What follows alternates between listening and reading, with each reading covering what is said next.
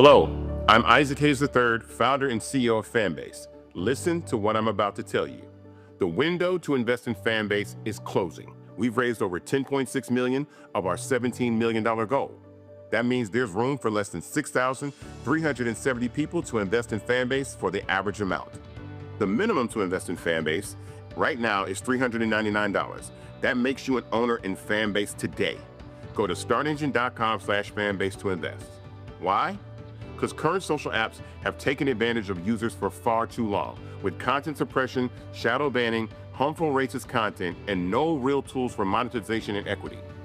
Fanbase has over 1.4 million users and counting, allowing anyone to reach all their following and monetize their content from day one.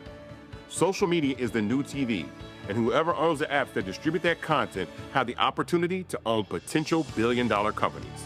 While big platforms with uncertain futures are failing to serve their users, Fanbase is stepping up to fill the gap. Don't wait until it's too late. Invest now, invest for yourself and your future. Go to startengine.com/fanbase and own the next generation of social media.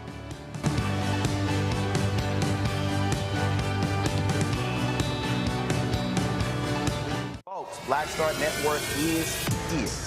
Hold no punches. I'm real revolutionary right now. Black power. Support this man, Black media. He makes sure that our stories are told.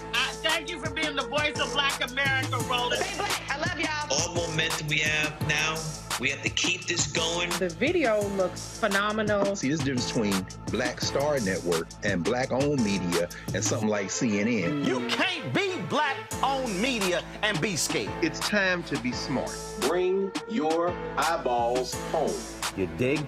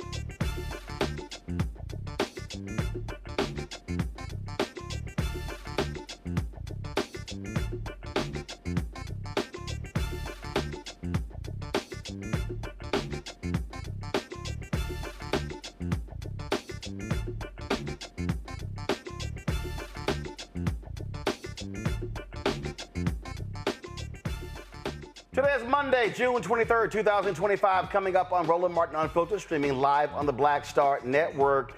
Donald Trump has done a number of anti-black things, yet why are black conservatives, MAGA blacks, why are they so quiet, saying literally nothing about these actions? We'll talk to conservative radio host Shelley Wynter about what's going on. While Target remains on the boycott list, the National Baptist Convention, they are cashing in a $300,000 check from the retailer along with 3 other Baptist groups. I will break down to you why what they're doing is shameful and despicable.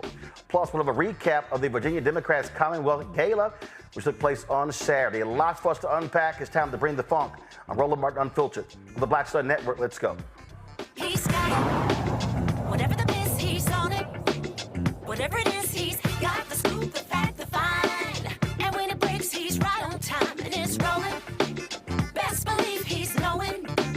Putting it down from sports to news to politics. With entertainment just for kicks, he's rolling. It's on go, roll, y'all. It's Roland Martin, yeah. Rolling with Roland now. He's funk, he's fresh, he's real, the best, you know he's Roland Martin now.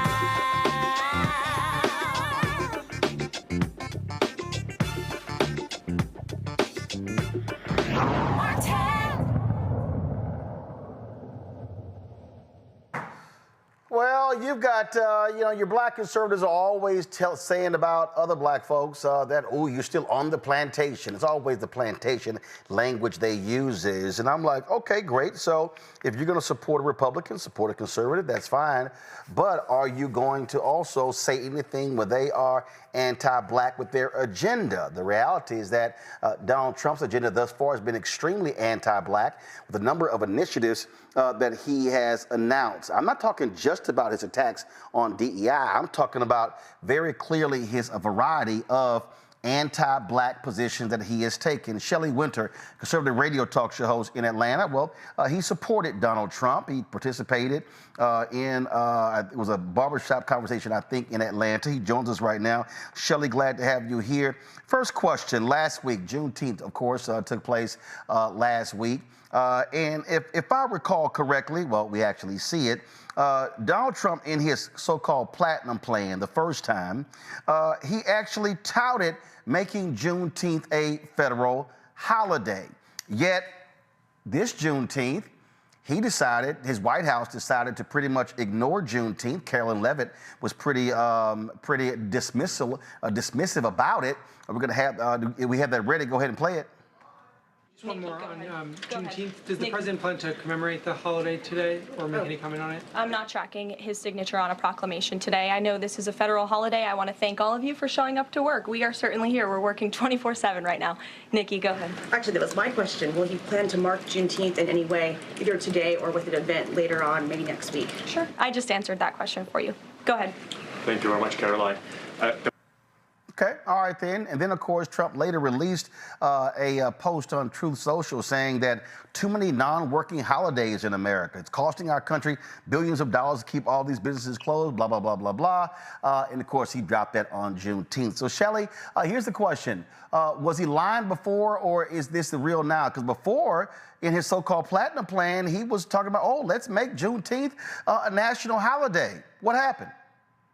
I don't think anything happened, Roland. I think, well, first of all, thanks for having me. Second of all, Friday on my show, I opened my show with a very heated rant as to how I disagreed fundamentally, totally opposed what he tweeted out. I even went on to say that this is the kind of thing that frustrates me about him because it's unnecessary conversations that he forces us to have because these are just dumb things.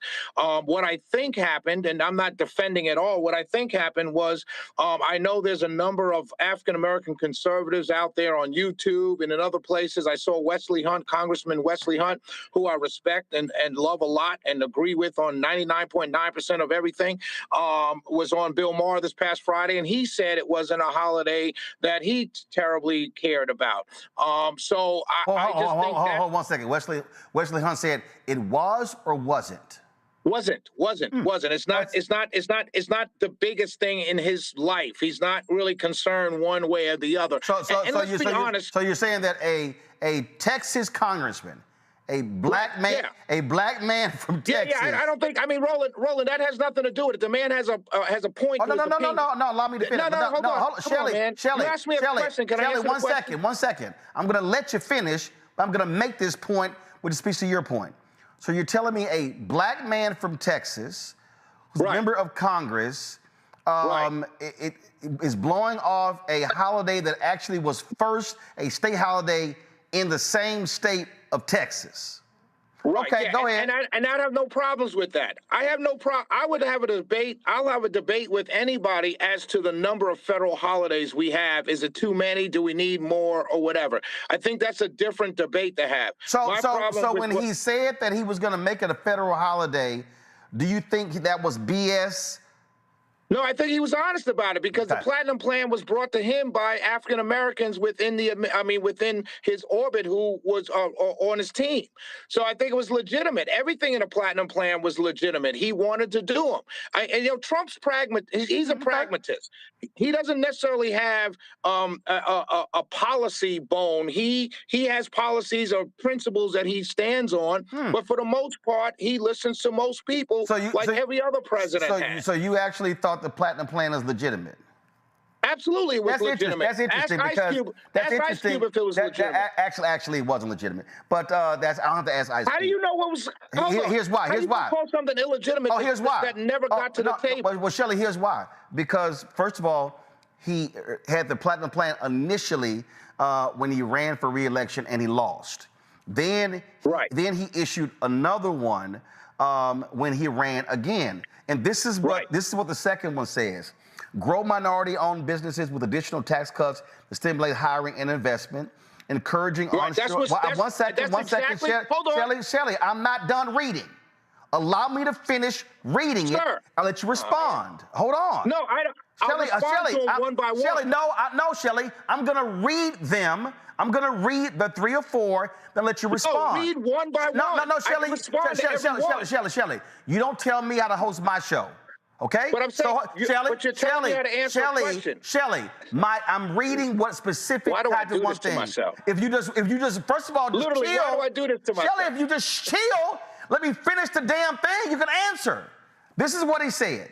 He said, under jobs, seek infrastructure funding that will lead to widespread growth in the annual $500 billion federal contracting opportunities. Grow minority-owned businesses with additional tax cuts to stimulate hiring and investment. And then it says, invest almost $20 billion toward broadband and internet access to create job opportunities. That's what he had in here. Now, his own administration is trying to get rid of the federal DBE program that actually speaks to the contracting. 1. 2, they actually, with Doge, cut the broadband money. So I'm confused. He issued a platinum plan saying I'm gonna do those things, but then he wants to get rid of those programs. Those two seem to be be contradicting one another. No, it's not. No, it's not. No, it's not, sir. You know how? Because I don't, and most black business owners don't see themselves as doing business as minorities. They're doing business. So if you look at what Kelly Loeffler's doing at SBA, you will see 1 that you read and 3 that you read being activated right now. Like what? But if you're standing, hold on. Let me finish. If you're standing on the sidelines calling everyone a racist, you have no access to that money. I didn't say racist. Listen to me. I didn't say racist. Listen to me. I didn't say racist. Listen to me very clearly. Listen to me very clearly. Don't cut me off, brother. I'm listening to you clearly, but I didn't say racist. You're cutting me off. I didn't say you did. I said if anybody is. Shelley, keep going. Because your point was insinuating and implying it. No, I didn't. First of all, I don't insinuate. Whatever. I don't imply. I either say it or I don't. Kelly Loeffler right now, the SBA, Small Business Administration, right now, as we speak, they're having meetings about number 1 that you read and number 3 that you read. Really? They're having meetings about the contracting? Dude, man. No. Dude, Hold on. About the contract. Stop. About grants, about grants. Also, what Biden never cut out was opportunity zones. That's still I'm sorry. Hold up. Still there. Hold up. First of all, Shelley, you didn't answer the question. Donald Trump. I didn't answer the question. Shelley, Donald Trump's administration has a legal. I answered the question. I'm continuing to answer the question. Shelley. Dude, man, Shelley, like seriously, Shelley, I feel like I'm talking to my girl sometimes. Let me talk. First of all, you ain't talking to the girl because she ain't smart as me. I mean, I feel so like here's the whole deal. Let me talk. Shelley, let me say it again. The Donald Trump administration has put forth a filing in a court case, where they said they want to completely get rid of the $37 billion DBE program. So, how in the world, Shelley, I'm not done. How in the world can you expand opportunities in the what they list in the annual $500 billion? Competing, Shelley, Roland, excuse by me, competing with Shelley, everybody else. I'm not done, Shelley. By competing, Shelley, by I'm not competing, done, sir. Shelley. You're a grown-ass man. Shelley, compete for the money, like everybody else. Shelley, this is very simple. Now let me finish. Shelley, let me finish. First of all, I haven't finished, so therefore you're not going to finish. Let me say this, and then you're going to talk. Okay. You right here. He's talking about expanding opportunities. I don't know why you keep cutting people off, though. Shelley, I'm not cutting you off. I'm letting you talk, but can you please? You cut me off from asking a question.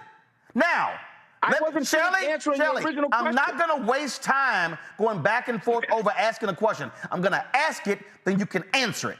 Now. Go ahead. Thank you. You have to give me permission to go ahead. It says you want to expand a program that you're actually cutting. You want to invest $20 billion in broadband that was already passed by Congress and signed into law by Biden that they cut. So how can you invest $20 billion in broadband, especially in rural areas, when Elon Musk, Doge, Trump, they cut it? Those two don't go together. Okay, so I answered that. The first statement that you made, the first line, jobs, jobs, jobs, I answered that. I answered the tax cuts I'm going to answer now. And then I'll get to the next question. No, I asked you about broadband, not tax cuts. So answer the question that I asked, not what you want to ask. No, Shelley, I just asked you about broadband. I'm going to ask you again. Asked me about tax Shelley, cuts I'm going to ask tax cuts. Shelley, I'm going to ask you again. I'm going to ask you again, Shelley. Let me finish the answer to the first question, I asked you about broadband. Answer the broadband question. This is like arguing with my wife. First of all, I don't care about your wife. Yeah, but you can't. You don't let nobody talk. You're like a woman, man. Can you answer? No, I'm not like a woman. I'm like a man, a black man who's asking a specific question, and you want to answer on your own terms. Answer the broadband question. How do you invest in broadband when you just cut it? Because the money went to the states. Georgia has a huge spending in broadband. Brian Kemp won 2 elections against Stacey Abrams because of his investments in broadband. The money exists in the states. Now, let me go back to the tax cuts. Well, what money? Did the money come from the federal government? The federal money goes to the states. What they cut at the... First of all, your Wi-Fi is not good, so you might want to get on Ethernet. And now, because of the cuts. Hold on, wait, one second. No. First of all, your video broke up. You said the money. What money did Doge? What broadband money did they cut? They cut the money that actually went to states. And if you look back now, go back to the big beautiful bill. It hasn't passed. No, that's not what I'm talking about. You asked me a question, man. Go back to the big, beautiful bill, and you'll see money's in there for broadband for rural areas. And now what we have to do as black businesses is compete for those contracts. So they which is completely... So they cut the broad. So Shelley, I just want to be clear. Time for this. I really don't. I got a big show to do tonight. I got war going on. I'm confused, Shelley. I don't really have time for this, bro. They cut. I mean, this is childish. Shelley, I'm confused. I'm talking and you cut me off. Shelley, no, Shelley. I want you to clarify something. No, it's dumb, man. Shelley, it's dumb. I just answered your question. I need you to clarify something. They cut the broadband money that was Shelley, let me finish. They cut the broadband money that was already passed, and they gonna put the money back in? No, I didn't say that. What I said was broadband monies. They're not cutting broadband from rural areas. a lot of the broadband money that Doge cut was from the previous administration because it was too much. So that's why they cut it back, and it's now in a big, beautiful bill. There's monies in a big, beautiful bill, which is why a lot of conservatives like myself are against this bill, because it still has the same level of spending that Biden had spending in his administration. And Republicans ran on cutting spending, which is why so many of us are against this big, beautiful bill, because the spending levels are still there, inclusive of broadband. Now, let's go to the tax cuts that you mentioned, because you mentioned that. First of all, I'm listening. Go ahead. Right. So the tax cuts. Now, in the tax cuts that we're trying to get passed, extending the Trump tax cuts from 2017, that does help black businesses. How? Because if tax cuts are in there for capital gains, which helps every single day trader out there, and I know thousands of them. As a matter of fact, Earn Your Leisure is getting ready to come to Atlanta again in the next couple of weeks, and all of those people trade. That's capital gains savings. Day traders are not black businesses, but go ahead. What I mean by people that trade, you know what I mean? No, you say black businesses. What I mean by capital gains. I just want to be clear. Exactly no, what I'm you talking say about. black businesses.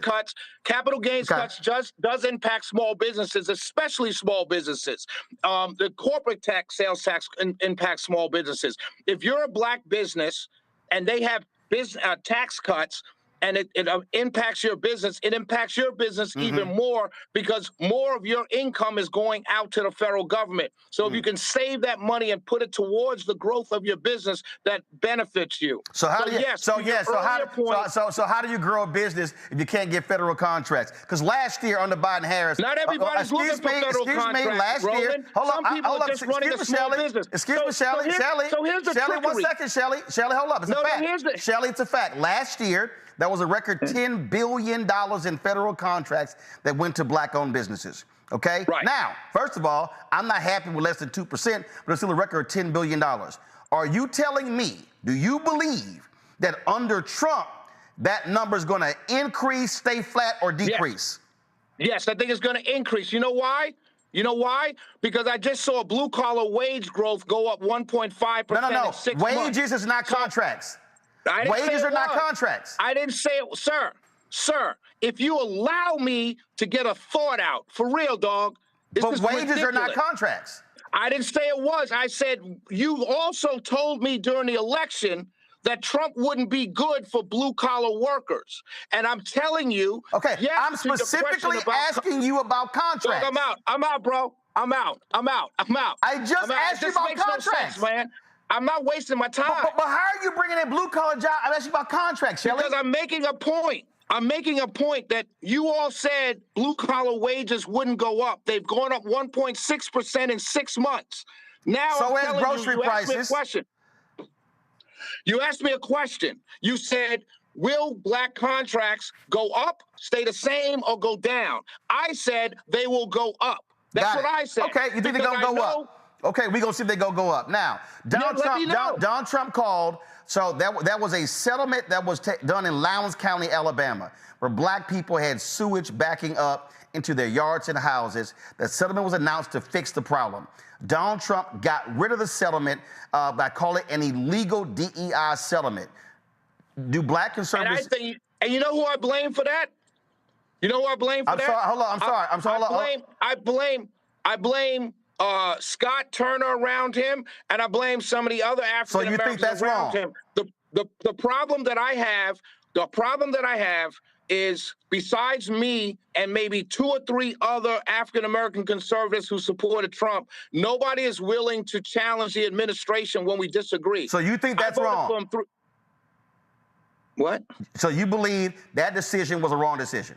Of course it was. Got it. I don't think it was racist. I don't think it was racist. I think it was more out of ignorance and not knowing what was really happening. That's what I think it was. So let me ask you this question. There was also a lawsuit. And that's what I think. There was a lawsuit. Hold on. No, Shelley, I'm going to ask you about Louisiana. There was a settlement in Louisiana. There was a lawsuit in Louisiana, lawsuit against petrochemical companies in what is called Cancer Alley.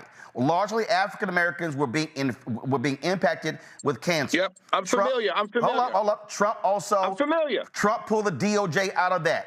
Do you agree or disagree with that? I disagree with it. I also disagree with Republicans here in Georgia passing protecting one company, Monsanto. I also disagreed when Barack Obama pushed the Monsanto Protection Act. I agree with any political party that protects corporations, particularly in lawsuits. I agreed with Pigfoot. It took 25 years under Republicans and Democrats, and the black farmers still don't have their money. So understand who you're talking to, brother. No. First of all, Shelley. Hold on, Shelley. First of all, let me be real clear. I specifically booked you to ask you the question. You gave the answer. Now I'm going to ask you this here. Why are so many of the black folks who take photos, they at the Black History Month reception in the White House? I can't answer that. I'm not there. I'm asking. I can't answer that. I'm asking you. Well, I'm asking you. I can't answer that. Have you and other black conservatives? I don't know. Shelley, let me. Shelley, can I answer the question? Shelley, can I ask the question? Shelley, can I ask the question? I don't know. Shelley, can I? First of all, I didn't finish the question. Shelley, I didn't finish the question. Can I finish the question? Sure. Thank you. So have you or others who supported Trump or black conservatives, have y'all said we need to have a conversation with these individuals to say, if you're going to be sitting next to him and having access to him, you need to be advocating on behalf of black folks. Have you or others done that? We've had meetings here in Georgia around what's going on here in Georgia, not for the Louisiana case nor the Alabama case. I've spoken to people offline about it, but they're in Alabama. Now, the only voice that I have is my show. And I voiced my opinion when I disagree on my show. That is my obligation and my responsibility to voice my opinions on my show to my audience. And I'm especially responsible to voice my opinion when I disagree. But disagreement doesn't mean necessarily I'm not going to vote Republican. Disagreement means just that I'm voicing my opinion, telling you, yo, I disagree with this. We need to do something differently. So that's my superpower. Now, your superpower should be doing the same thing for the Democrats. But you can't sit up here and get mad at the Baptist Convention for taking 300 stacks from Target, and you took money from the Democrats. Oh, hold on. You want to go there? Hold on. Wait, hold on. I'm sorry. What radio station are you on? I'm on 95.5 WSB. WSB. Did WSB take any political advertising money? They took it from both sides. One second, hold on, 1 second. So WSB, hold on, wait a minute. Wait a minute. And I had wait a minute, Shelley. Shelley, wait a minute. Listen, dog. Shelley, hold on, Shelley. No, Shelley. Take the, Shelley. No, that's all cute. That's all cute, Shelley. No, nice cute. See, here's where you're wrong. Here's where you're wrong, Shelley. No, Shelley. Here's the mistake. No, Shelley. Shelley, now you don't want me to finish. See, now you want to run your mouth. So you want to run your mouth. So let me clear. You work for a media company. Who owns WSB? Who's the parent company? That's inconsequential. Shelley, who is the parent company of WSB? You look it up. Shelley, who is the Shelley, you work for them. Saying something I may not Shelley, you can't tell me the company that owns WSB? You can Google it. I'm just Shelley, what is it? Is it Cox? Is it Sinclair? What is it? I had everybody on my show. Guess what? I had everybody on my show. Wait a minute. I had Mark. I had Philip. Everybody on my show. Again, no. And I continue to have everybody on my show. Your radio station continue to have everybody on my show. Political advertising money. I gotta go do my show. Yeah. Because you knew the ass whooping was coming. Yeah, because you knew what was coming, Shelley. Because I'm about to light that ass up. Shelley, your own company took advertising money. So you can't say, you can take money, but my company can't. Well, your side didn't offer money. Your side didn't offer money. We didn't. Hold up. Your side did not come to say, hey, can we buy advertising? So guess what? That ain't on me. That ain't on me. You wrong, Shelley. Shelley, I have other black Republicans. I have other black Republicans on. Democrats. Shelley, you're not the only one. Shelley, Shelley, you brought up advertising. No, Shelley, you can't tell me anything because you brought up advertising and your company took money. Your company took. Shelley, I have Republicans on here. I have conservatives on here. You have me on there. I'm talking about people running for office, you're not the only one. That's what I'm talking about. Shelley, if they're scared to come on, that ain't my problem. Come on, man. Okay, Shelley, go do your little show. The National Baptist Convention. Hey, guess what? I'm going to deal with them. First of all, you don't know nothing about them. Yeah, peace out. But guess what? You full of shit, you know it. All right, let me explain something to y'all. Shelley's company, Shelley works for a radio station, WSB. See, I told y'all what happened. You don't know how to hit N, Shelley? Learn how to use FaceTime. I don't know how to hit N. I don't see N. All right, y'all, here's the whole deal. Shelley worked for WSB. And see, I told y'all how this goes down. All the media company. See, Shelley don't want to own up that his salary is paid by advertising. Cox Media Group owns WSB Radio. So guess who gets political money? Cox, Sinclair, iHeart, Fox, Comcast, CNN, Nexstar, Tegna. All of these radio stations around America get political advertising money. All of these television stations get political advertising money.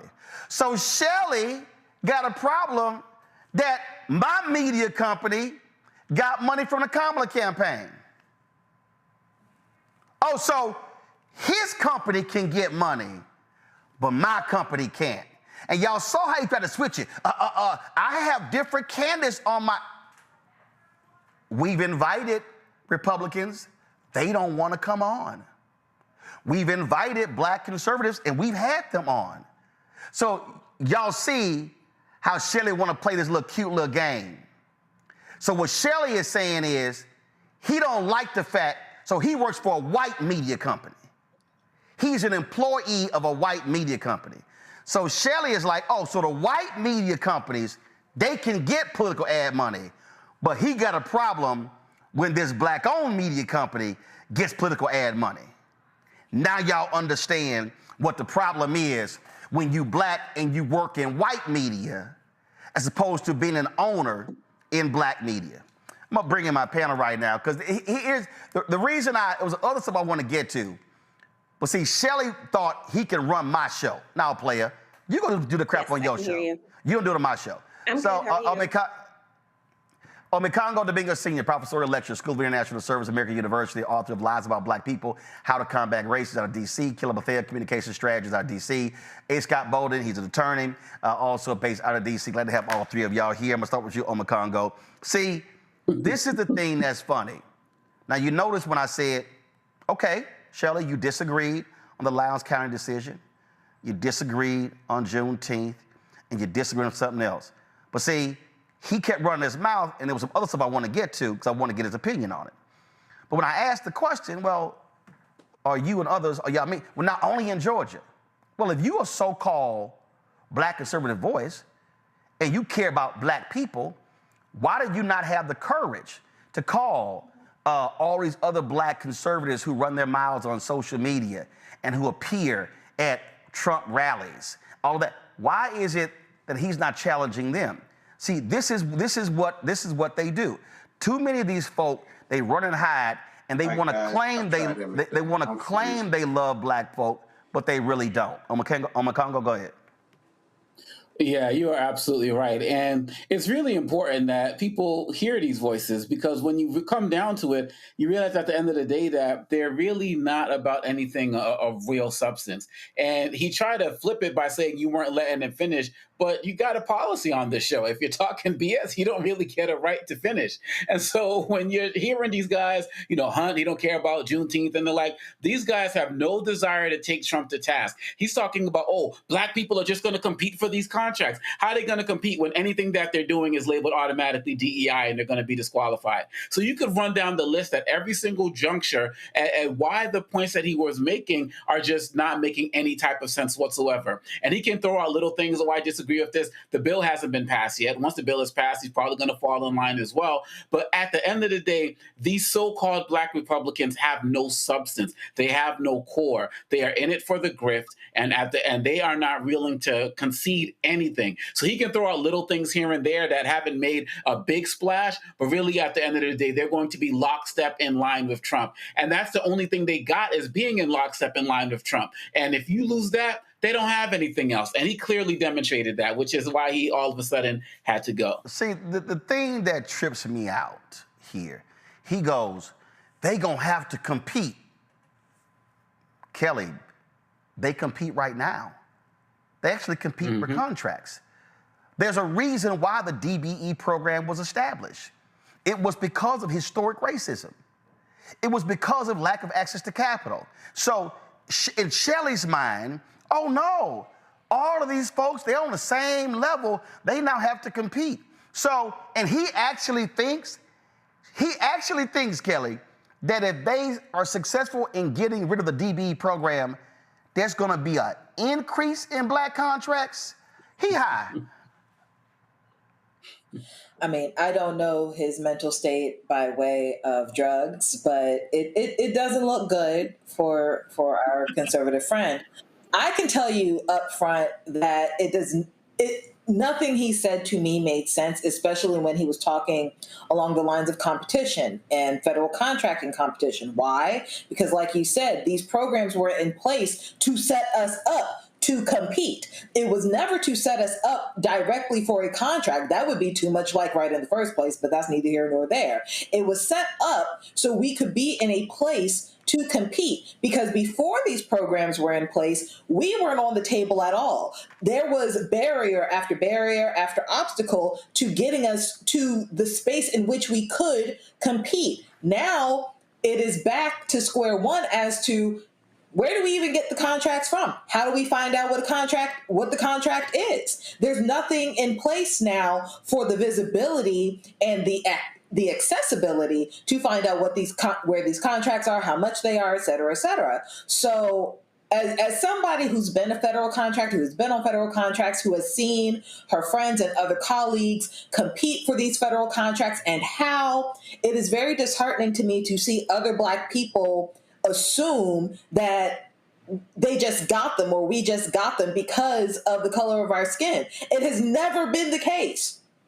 That has never been the case. And it is just, he's just dumb. I mean, I was trying to make up something nice. No, he's just no, he's just dumb. Well, here's what's also amazing, and we're having some issue with Scott's signal, so we're trying to get that straight.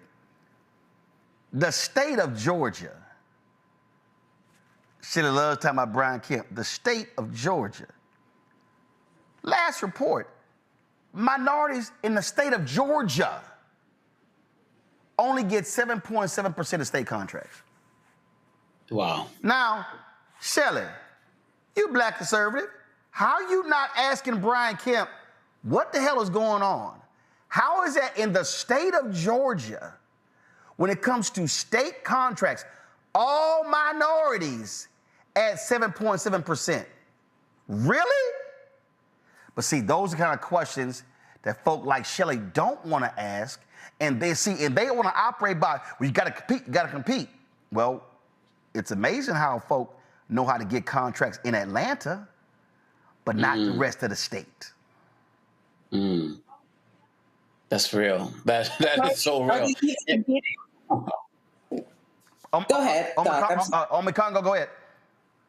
Yeah, and I'm glad that you mentioned the 7.7%, because we also know that within that, that's not all Black people, and we're probably not number one. It could be, white women who are probably at the top of the list as it relates to that, as we see the other programs throughout this country that have been designed to, quote unquote, help minorities. And that statistic alone is an example of how so many of these guys are just willing to accept crumbs. They're willing to accept the smallest part of anything to say that, hey, Trump is good for us Black people. And that's where the problem comes in. There's no resistance, no demand for more. We're not talking about asking more. We're talking about demanding more, because we put in the work. We got to work twice as hard to be able to get half as much. When we come from our communities, as it relates to what Black women are doing in terms of being, the highest educated, the starting of businesses, in terms of proportionality, they don't care about any of that. We don't have the complexion of connection. And so if he actually used his platform to break down those numbers even further, then he would have a case to talk to the governor of Georgia. He would have a case to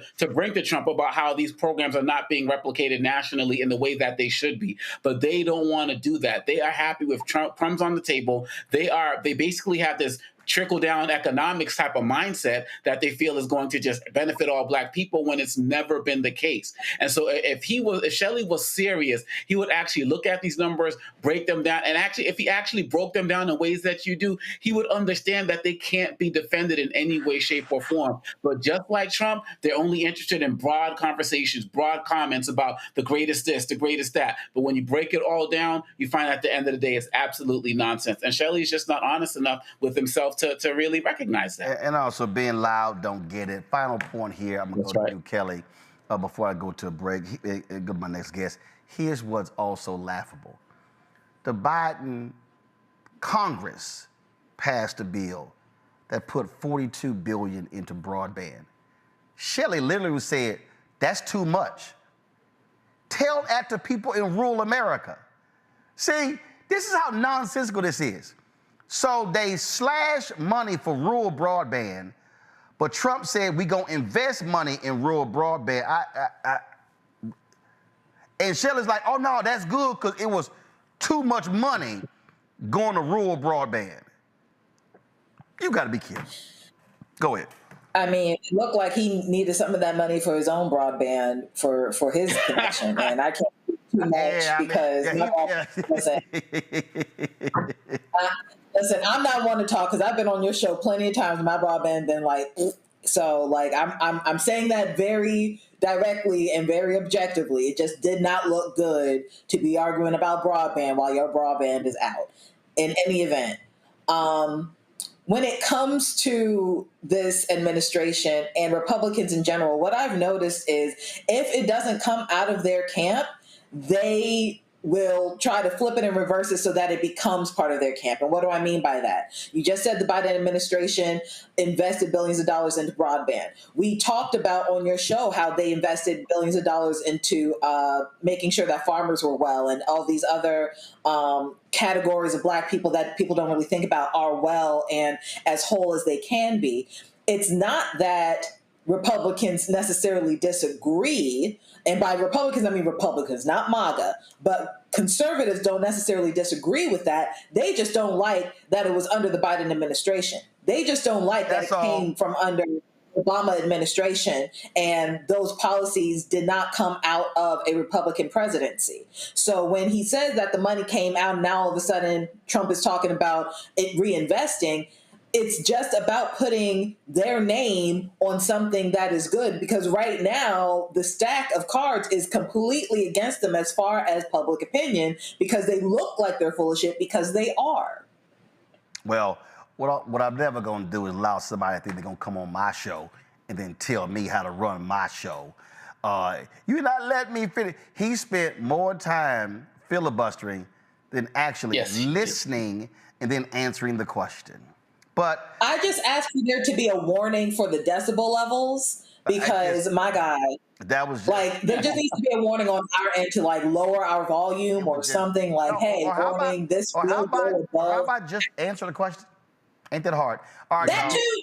I mean, just it's your show. It's not that difficult for them to answer the question. It's just if you just be quiet, wait, I finish, you answer, don't lie. Don't lie, I don't interrupt. But if you lie, you're going to get interrupted. Let me go to a quick break. We come back, we're going to chat with about what's happening in Iran. They fired back at us after we bombed them. What the hell is Trump doing? I'll be right back. Roland Martin Unfiltered on the Black Star Network. On the next Get Wealthy with me, Deborah Owens, America's Wealth Coach, Dexter Jenkins is a faith-based financial mentor with more than 20 years in the financial services industry. He's passionate about helping families build generational wealth.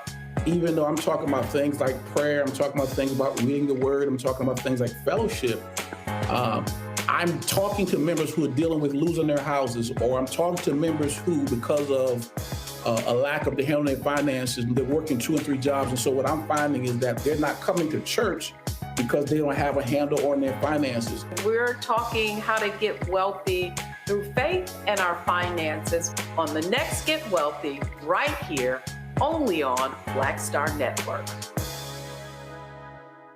This week on The Other Side of Change. State of the Democratic Party. What are the barriers preventing us from seeking true liberation and including more voices in that process? They overlook Black organizers, young Black people, the work that we do all throughout the year. But then when the election cycle comes around, now all of a sudden they want to listen to us, listen in quotation marks. Now all of a sudden they want our labor and our contributions. And it's just like, for me, I'm at the point where it's like, no, we're not doing that. Tune in only on The Other Side of Change on the Black Star Network.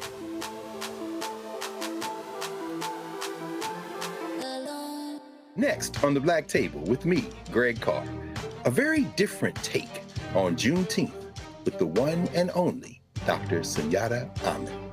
We'll explore the amazing foods, remedies, and rituals that are a part of our history and the Juneteenth holiday. So it's our responsibility to return the healthier version to our folks instead of just the red liqueurs marketed to us, the red sodas and the other things. I mean, why does the Kool-Aid man have to sound like Louis Armstrong? He's like, oh yeah! Oh, yeah, right.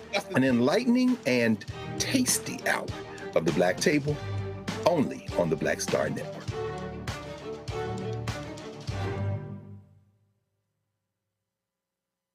This week on A Balanced Life with Dr. Jackie, we're talking faith, family, and fatherhood, from rebellion to rebuilding.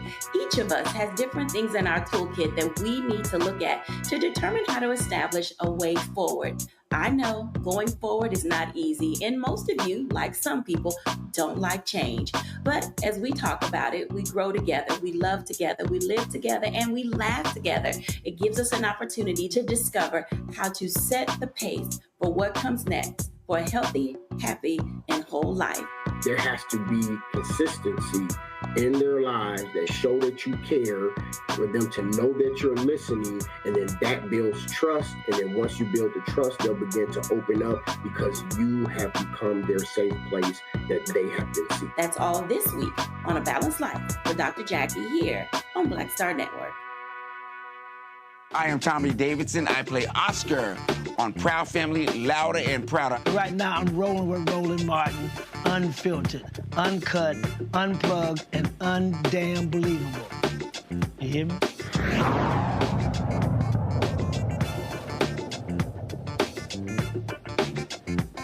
Iran launched at least 10 missiles today targeting U.S. military bases in Qatar and Iraq, all of them intercepted with no injuries reported.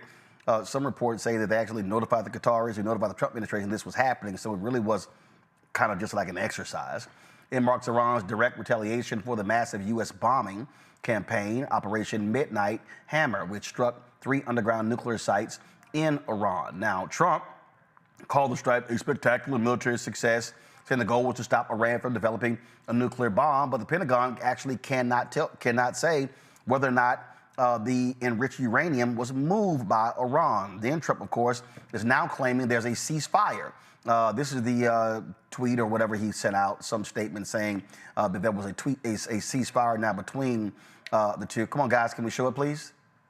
Thank you. Okay, so now he's claiming there's a ceasefire. Dr. Nola Haynes joins us right now. She, of course, works for Dr. Nola Haynes, working in foreign policy, of course, foreign policy expert, professor at Georgetown University. Glad to have you here. So walk us through this. What the heck is going on? Many people say that that Benjamin Netanyahu really pushed Trump into this. And we look, I mean, bottom line is we're entering Israel's war against Iran or against the whole Middle East. Right. So it's definitely layered. It's not as simple as wanting to dismantle Iran's nuclear program. That's the starting point. You heard Trump talk about right after the bombing of the 3 facilities, talk about regime change. You're going to hear a lot about that because the larger goal is this. Bottom line, Israel wants to be the regional leader. And the way for that to happen is to change the leader of Iran by force, which historically never works. And the U.S. is banking on Israel gaining that power in the region so the U.S. can then have more control over gas and oil reserves. That's the big plan here. It's a lot larger than stopping their ability to make weapons of mass destruction. Okay, but Iran then made a move, closing off a critical passageway that supplies 20% of the nation's oil. Absolutely, which they said they were going to do from day one, the Strait of Hormuz. Every state has a lever to pull, and this is Iran's lever to pull, as they are one of the major gas and oil manufacturers around the world. And even though the U.S. doesn't necessarily deal directly with all of our oil and gas needs from Iran, it does cause a certain level of instability within the market. It causes a level of anxiety to which is going to trigger gas prices going up. Now, who it does directly affect is China. China actually gets more of its gas and oil from Iran than we do, but it has a domino effect. So Iran pulled that lever. And I just want to say, you know, in terms of the so-called ceasefire, a few minutes later, Iran said that's false. So we have to be very careful about what the president says and how he says it, because we know that he tends to fabricate a lot of things. And this is a very dangerous time. Yeah. Yeah, he was the same one who fabricated that he was responsible for India and Pakistan having a truce, and they basically were like, nah, that ain't true, that's a lie. So yeah, he's good, known for lying. But this does draw us into this war, and it's not like we're not now in it. Right. So it does. And again, because this is the calculation of put Israel in as the regional leader, and then the U.S. will have access to gas and oil where you can knock out the middleman of all the surrounding Middle Eastern countries. I venture to guess that they would like a word. And then also, we still don't know how this is going to play out, because I have a hard time believing that Iran is just going to be okay taking all these L's. You know, there's one thing about proportional responses, which is what we saw Iran do in Qatar. There's nothing new about that. There's nothing new about a country knowing that an attack is going to happen. It has to be proportionate to what the other state did to them. So that's within the realm of international relations. So that's one part of it. I have a hard time believing, after Israel killed some military leaders, aggressively bombed them, and then the U.S. coming behind that Iran is just going to be like, oh, okay, I'm cool, I'm good. I have a hard time believing that. Well, absolutely. So what's next?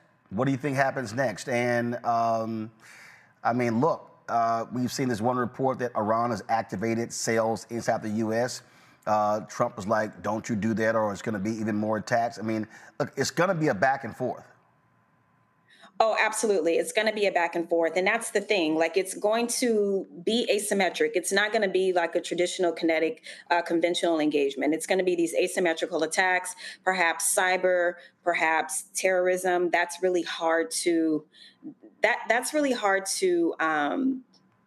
that's a tough one, because you never know where a terrorist attack can come from. The only thing that I can say to people is that they want to be mindful of being in really big crowds. Other than that, it's really hard to tell where it's going to come from. And I've been seeing all this conversation about what is a sleeper cell? What is a sleeper cell? It's basically a group of folks that's trained to engage in asymmetrical warfare. And then once they are activated, then they go and they then complete their mission. But they're dormant until their mission is activated. So that's a scary thought. And then again, you know, I don't know how real that threat is. I definitely do believe that we are vulnerable to terrorism. I want to state that very clearly. To broadcast that sleeper cells are going to be activated, that's an interesting strategy. You know, perhaps that's more psychological than anything else. But to your point, there will be back and forth. What that back and forth is going to look like is going to be interesting. There is also a threat of Iran finding the Epstein evidence, if it exists, if that's what Israel's holding over Donald Trump. Questions from a panel on Congo? Well, thank you so much, Nola, for this information. I was actually really hoping you'd be on tonight, because one of the questions I wanted to ask you is, I hear so many people talking about, well, this is just going to be Iraq all over again. And people who have more expertise in the field says Iran is a little bit different scenario than what happened with Iraq. Could you speak a little bit about that?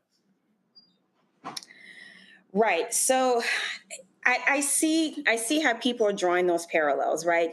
It was the threat of WMD. It was a threat of a so-called unhinged leader. There are parallels. However, Iran is a very different state from Iraq. And one of the things that I've been telling people is Iran is not some small country, where there are just huts out in the out in a desert. That's not what Iran is. We're talking about a very large population, a very old civilization, and a country that also has a strategic partnership with Russia. They signed that in January. And then they also have the backing of China, and we still don't know what that particular triangle is going to look like. So you could have a situation where other Middle Eastern countries figure, okay, who do I partner with? Do I prefer Iran as it exists?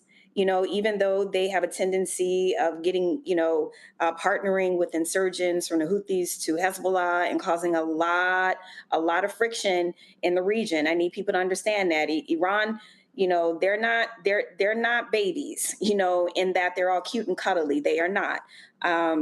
But do you want Israel to be the leader of the region? Because what would that then mean for other Middle Eastern countries? So this can unravel in a million different ways. So while I get the parallels, there are stark differences. Kelly.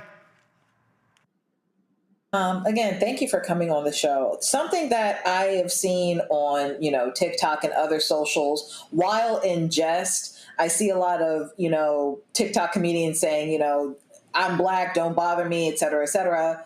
It's them people over there, right? And it's interesting because there's a little bit of truth to that. In that, if I recall correctly, many moons ago, when there were hostages in Iran, my understanding is that Iran let go of Black hostages for a reason. If you can expound on that and how there's maybe there's a parallel in regards to that, as far as can we maybe map out exactly what they would do? Are they ones who are considerate of those who are disenfranchised by the United States when they do, or I don't want to say when, but should they do some level of counteractivity? Do they take into consideration those who have also been disenfranchised by the state? So what Kelly's saying is, if they attack us with some sleeper cells, are they going to hit Black people? That was a roundabout way Kelly asked it. But before you answer, I'm trying to be politically correct. We don't do politically correct over here. Just say it. Are they gonna hit Black people? Just go ahead and say it. Now hold up, but I make it plain for the audience. But thank you, doctor. Thank you, doctor, for understanding why I said what I said in the way in which you said it. We cut to the chase. He feeling himself. Hold up. He got to go. No. First of all, I ain't feeling myself. I'm just telling you right now. We cut to the chase. So let's be real clear. We don't do politically correct here. We do Black. But let's be now. Before you answer the question, let me add to what Kelly said. The problem that I have in America is we only reference Iran about 79. What we never talk about is 53. And so 53 set up 79. Iran was a democratically elected leader in Mossadegh. Mossadegh did not like the fact that Anglo-Iranian oil, now known as BP, was getting most of the money. He wants some of the money to come back. The United States overthrew Mossadegh's government, and we put in the Shah of Iran and his death squads. That led to 79. So if people should read Stephen Kinzer's book, Overthrow, which is an amazing book where he talks about that. But I just want us, when we're talking about this, to remember that you can't talk about 79. And this is the book right here, which is a phenomenal book where he details the 13 different times the United States overthrew other governments. So we can't talk about Iran in 79, Anola, if we ignore 53. Go ahead. Well, when I broke news on your show Friday night and told the world that what was going to happen on Saturday happened, but you was out in your little Roromobile, I mentioned to the audience. No, actually Friday, I was speaking in St. Louis, flying back to Washington, D.C. I was in a Roromobile on Saturday. So come on, get your timeline straight, but go ahead. Anywho, as I told the audience on Friday, all of this is successive, right? And you know, to Roland's point, all of this is a historical narrative that builds on itself. So we don't get here without that incident. We don't get here without a number of incidences in the Middle East, right? And so in terms of does Iran align itself with people who are disenfranchised, I would say yes and no. You have to understand that there are countries and there are decision makers and leaders who know the United States a lot better than we do, and they know how to tug on those levers. You know, my daddy would tell me stories about Vietnam and the flyers that the Viet Cong would drop, you know, from helicopters, or they would find everywhere about, you know, Black people go home. You know, why are you here? Your own country doesn't even want you or love you. So while an argument can be made, yes, Iran is very aware of the role in which, you know, Black folks play in terms of how we vote. Would I say that if they activate a terrorist cell, that they will tell them to make sure not to kill Black people? No, that's not going to happen. So, I've seen the videos and, you know, they make me chuckle, but I really want people to take this very seriously. You know, if you're out, don't think, you know, if you go to a concert and it's just a Black concert, that everybody's going to be safe and okay. I wouldn't make that bet.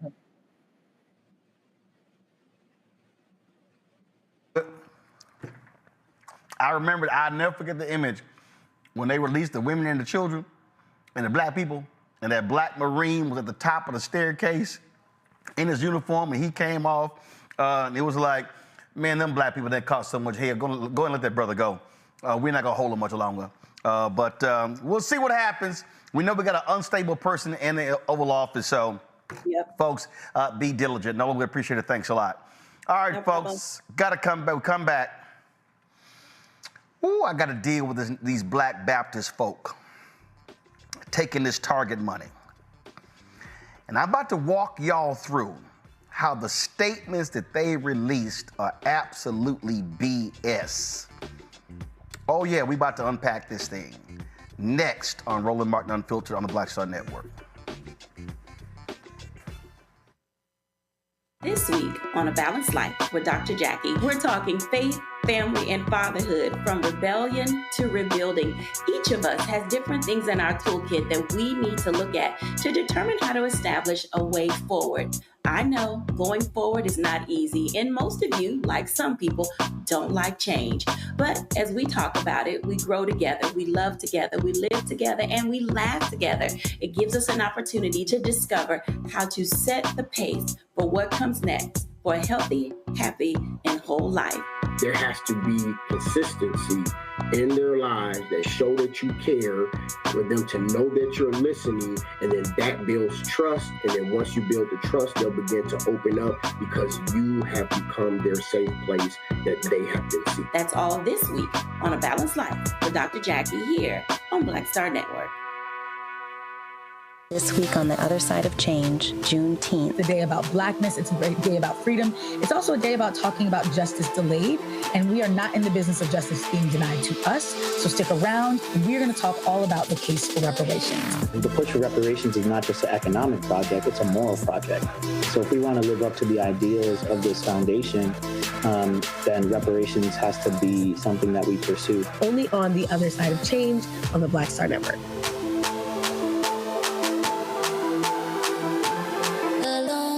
Hatred on the streets, a horrific scene, a white nationalist rally that descended into deadly violence. White people are losing their damn minds. As an angry pro-Trump mob storms the U.S. Capitol, we're about to to see the rise of what I call white minority resistance. We have seen white folks in this country who simply cannot tolerate black folks voting. I think what we're seeing is the inevitable result of violent denial. This is part of American history. Every time that people of color have made progress, whether real or symbolic, there has been what Carol Anderson at Emory University calls white rage as a backlash. This is the rise of the Proud Boys and the Boogaloo Boys. America, there's going to be more of this. Here's all the Proud Boys, guys. This country is getting increasingly racist in its behaviors and its attitudes because of the fear of white people. The fear that they're taking our jobs, they're taking our resources, they're taking our women. This is white fear.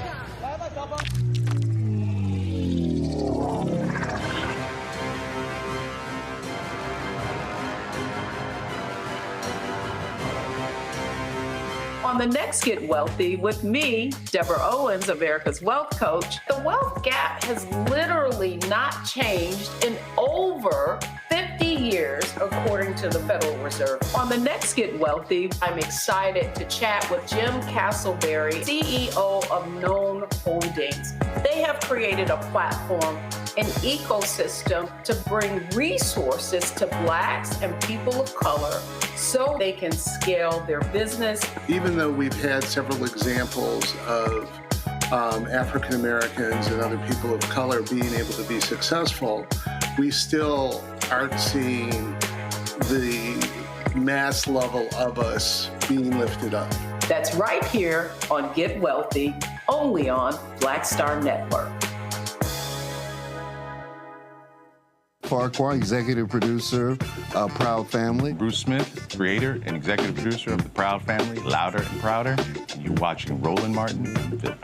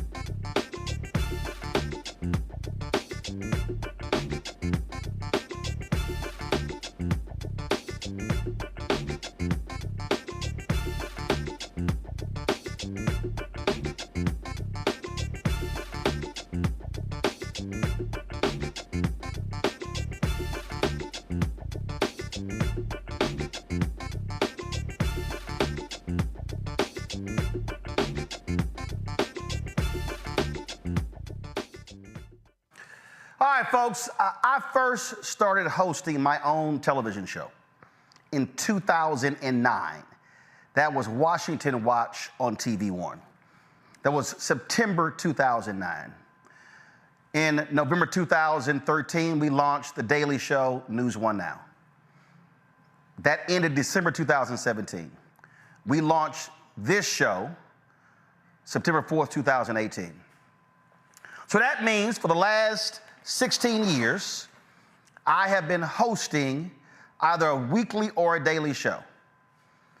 And in that 16-year period,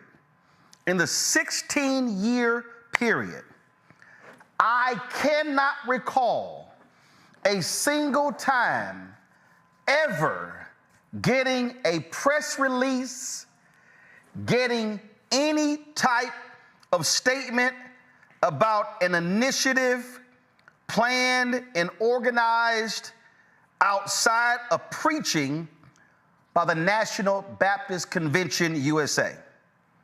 Now, I'm not hating, I'm stating.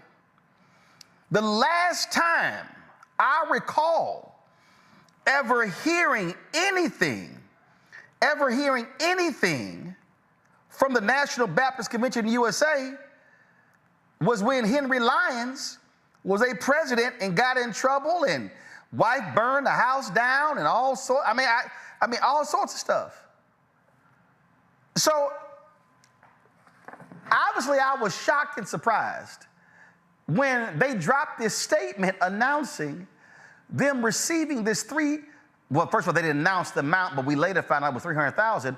But it's not just even them and 3 other denominations receiving this money from Target. Here was a statement. Pull the statement up. So the statement reads, the National Baptist Convention USA is committed to ensuring that corporations that do business in our communities give back to help rebuild and stabilize neighborhoods. The partnership with Target is based on our shared commitment to community empowerment through small business and entrepreneur development. Investments in education and student support and workforce and skill development unlocks growth across our communities. Next page. The NBC USA has been clear about our expectations, and Target senior leaders have responded in a very positive way. We're working on a 3-year plan that will be very beneficial to the African American community.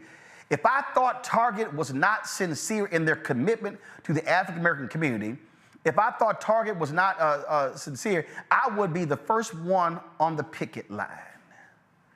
Our communication with Target has been at the highest level, and we are continuing the dialogue with the federal government, making deep cuts in education, healthcare, and other essential services. We know the Black church will be called upon to stand in the gap. Our outreach programs, serving both our congregants and the broader community, must be fully resourced to respond to the need. I am proud to say we will answer the call.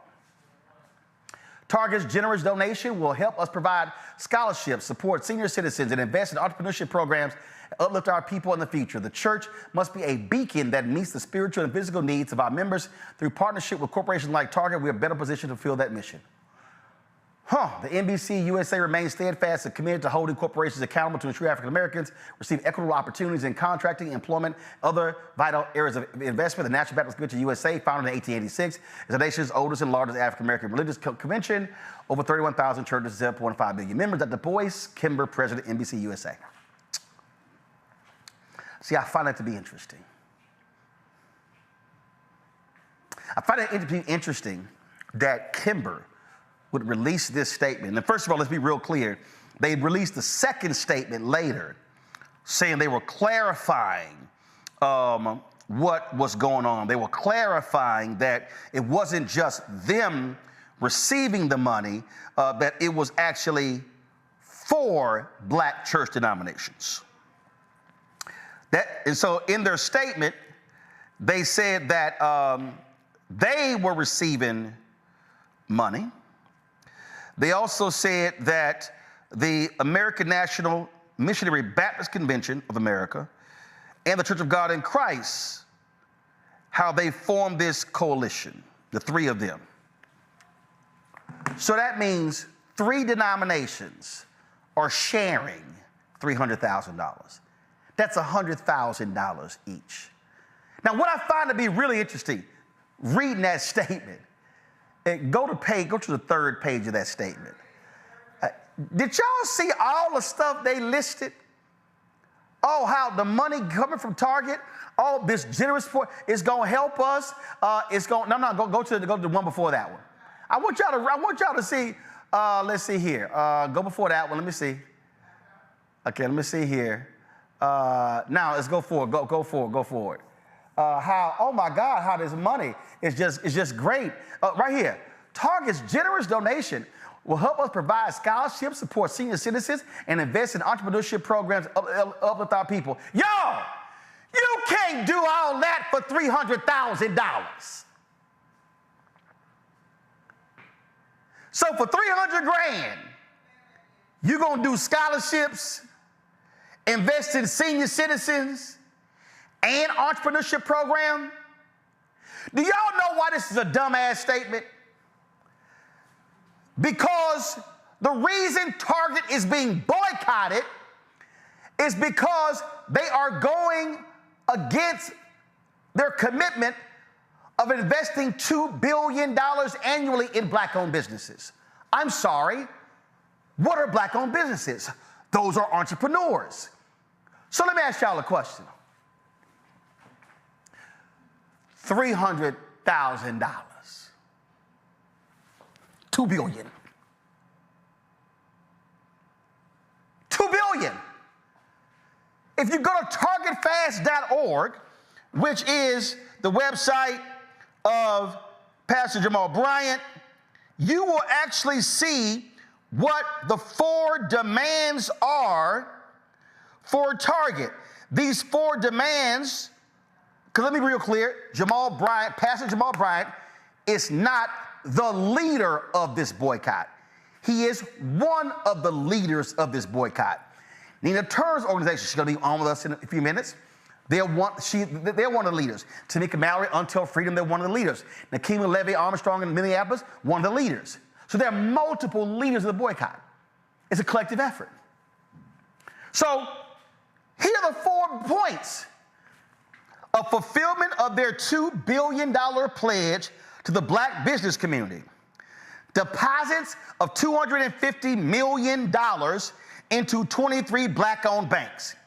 The establishment of 10 retail training centers at HBCUs. A full restoration and recommitment to DEI principles. Those are the 4 demands. Now I need somebody to explain to me, what credibility does the National Baptist Convention and the National Missionary Baptist Convention of America and the Church of God in Christ, what credibility do they have in advancing the interests of black business? Please, by all means, show me your track record. Because I haven't seen it. Now, here's what I do know. If you go to Target-Nat'l, you will see that there is a partnership with the U.S. Black Chambers, Inc.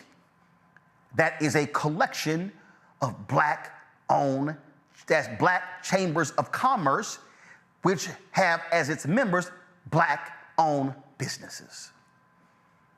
They are part of the Jamal, Nina, Tamika, Nakima coalition targeting Target. That boycott is about advancing the interest of black companies with products on Target's shelves.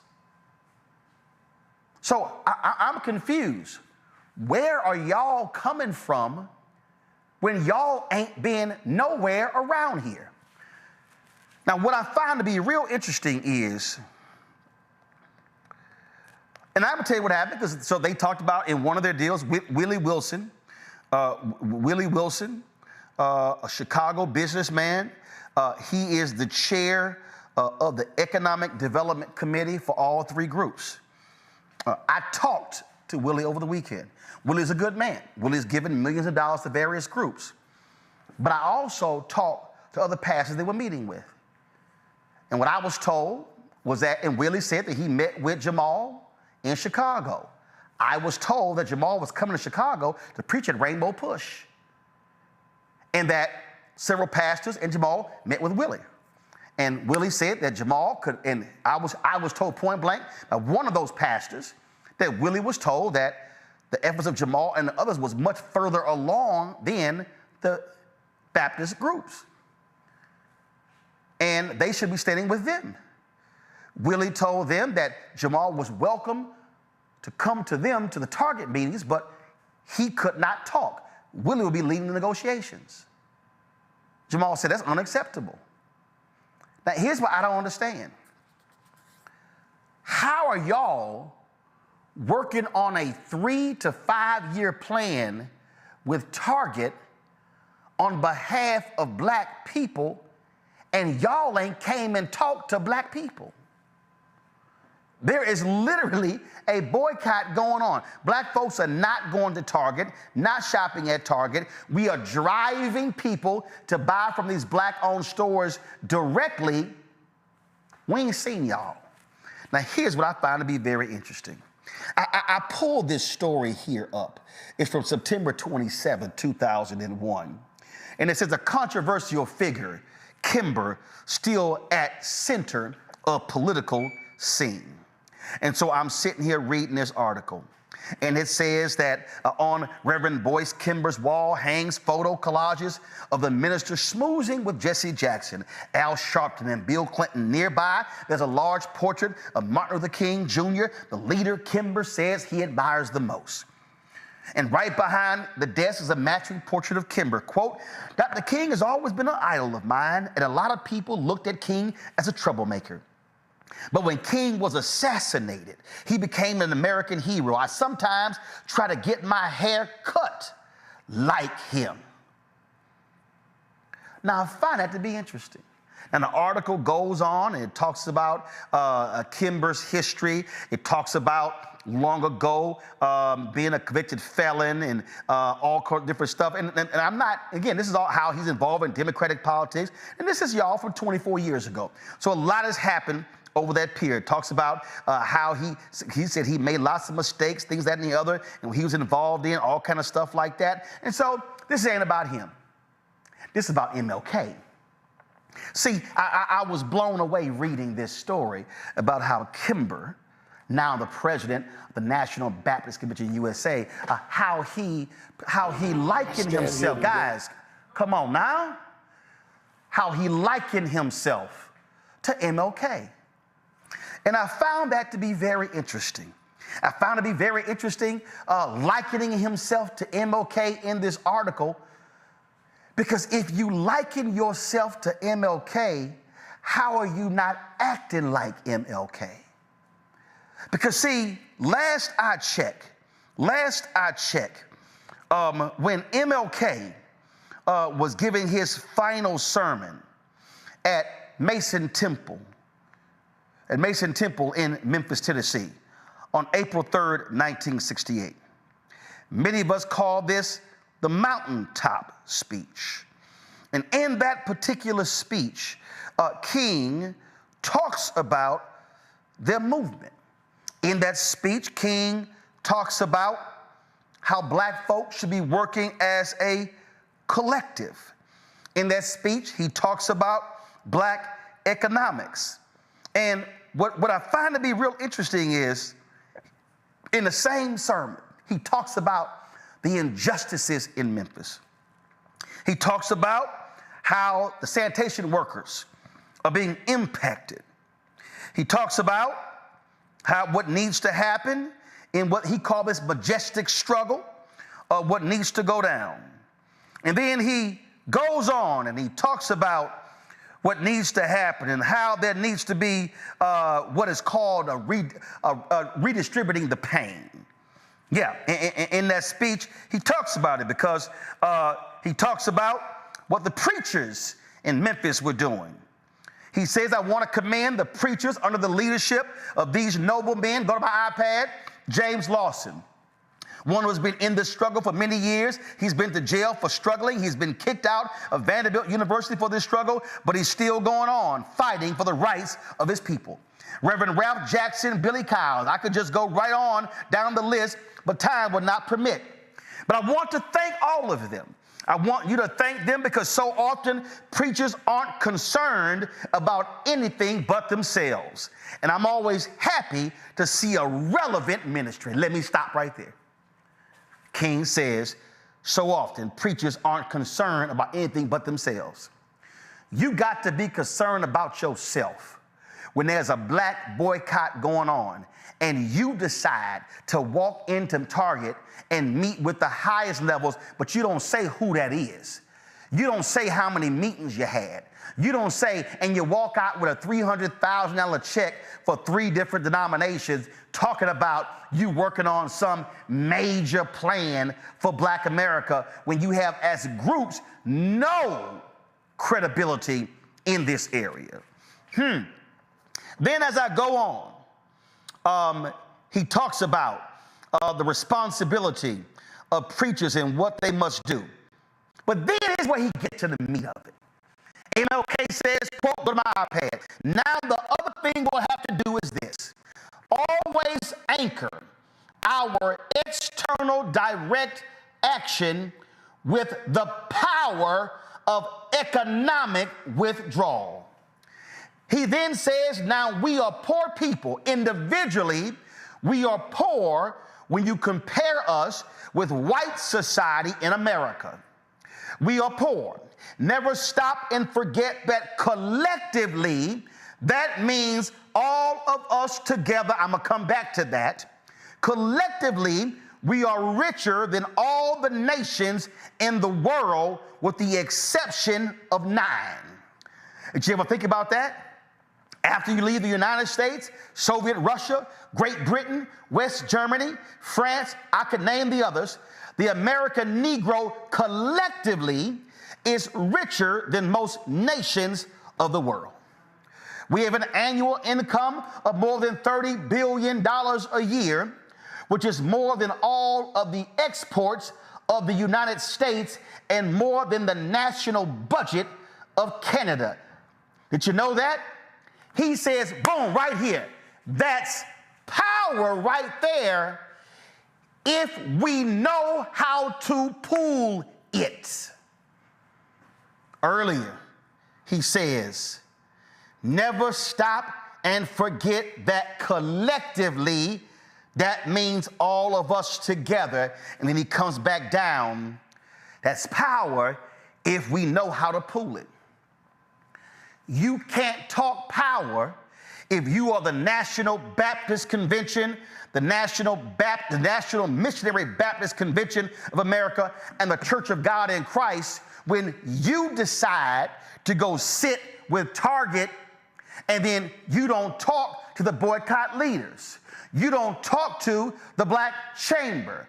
You don't talk to Black entrepreneurs. That's why King called it the collective. Then King goes on to say, we don't have to argue with anybody. We don't have to curse and go around acting bad with our words. We don't need any bricks and bottles. We don't need any Molotov cocktails. We just need to go around to these stores. Oh, I'm sorry. He said stores. And to these massive industries in our country and say, God sent us by here to say that you're not treating his children right. And we've come by here to ask you to make the first item on your agenda fair treatment where God's children are concerned. Now, if you are not prepared to do that, we do have an agenda that we must follow. And our agenda calls for withdrawing economic support from you. So, boys, Kimber, I need you to explain to me, how is MLK your mentor? How is MLK the person who you revere, but you forgot about this sermon? How is it that you got your hair cut like King, but you ain't cutting a figure like King in 2025? How can you claim that you love Dr. King so much, yet you're unwilling to follow the lead of Dr. King? Because allow me to remind you, Boyce Kimber, as well as the other leaders, get me the names of the other leaders of those denominations. Give me the names of the National Missionary Baptist Convention of America, the Church of God in Christ. I want to see both of their photos. What I need you to understand is, how can you sit here and say you love MLK, but you ain't following MLK? Because, see, MLK in his sermon mentions Reverend Dr. James Lawson. And it was James Lawson who made the phone call to King to come in. Now, when King came to Memphis, the boycott had already been called. The boycott had already started. King came into Memphis in April. The boycott had started a couple of months earlier. You had Bill Lucy and other pastors in Memphis who were all leading the boycott. So MLK didn't walk into Memphis and say, I'm here. I'm meeting with the mayor. I'm meeting with the sanitation company. No. MLK said, I'm going with the leadership. I'm going with them. MLK said, I'm here to support the boycott. I'm here to support the strike. He didn't say, I'm usurping it. He sat down with the leadership of the boycott that existed before he got there. Y'all ain't done that. Boyce Kimber, you have not done that. Your board has not done that. Willie Wilson, you talked to a couple of preachers, and I know two of them. You talked to Pastor Brian, but you ain't talked to the broader group that leading the boycott. There have been no strategy conversations. I know, y'all ain't sat down with other civil rights groups and other black economic groups and said, how can we move as a collective to hold these companies accountable? No, what y'all have just done is take the $300,000 and then give Target cover. Because that's what these companies do. See, it's easy to identify the least expensive Negro. Because if I give y'all 300, I ain't got to give y'all 2 billion. If I hand y'all 300 under the guise of we gonna work on some entrepreneurship programs, I ain't got to support all of the black entrepreneurs who are already enrolled in our program to get their products on our shelves. See, that's the problem with all of this. Y'all are Johnny-come-latelys.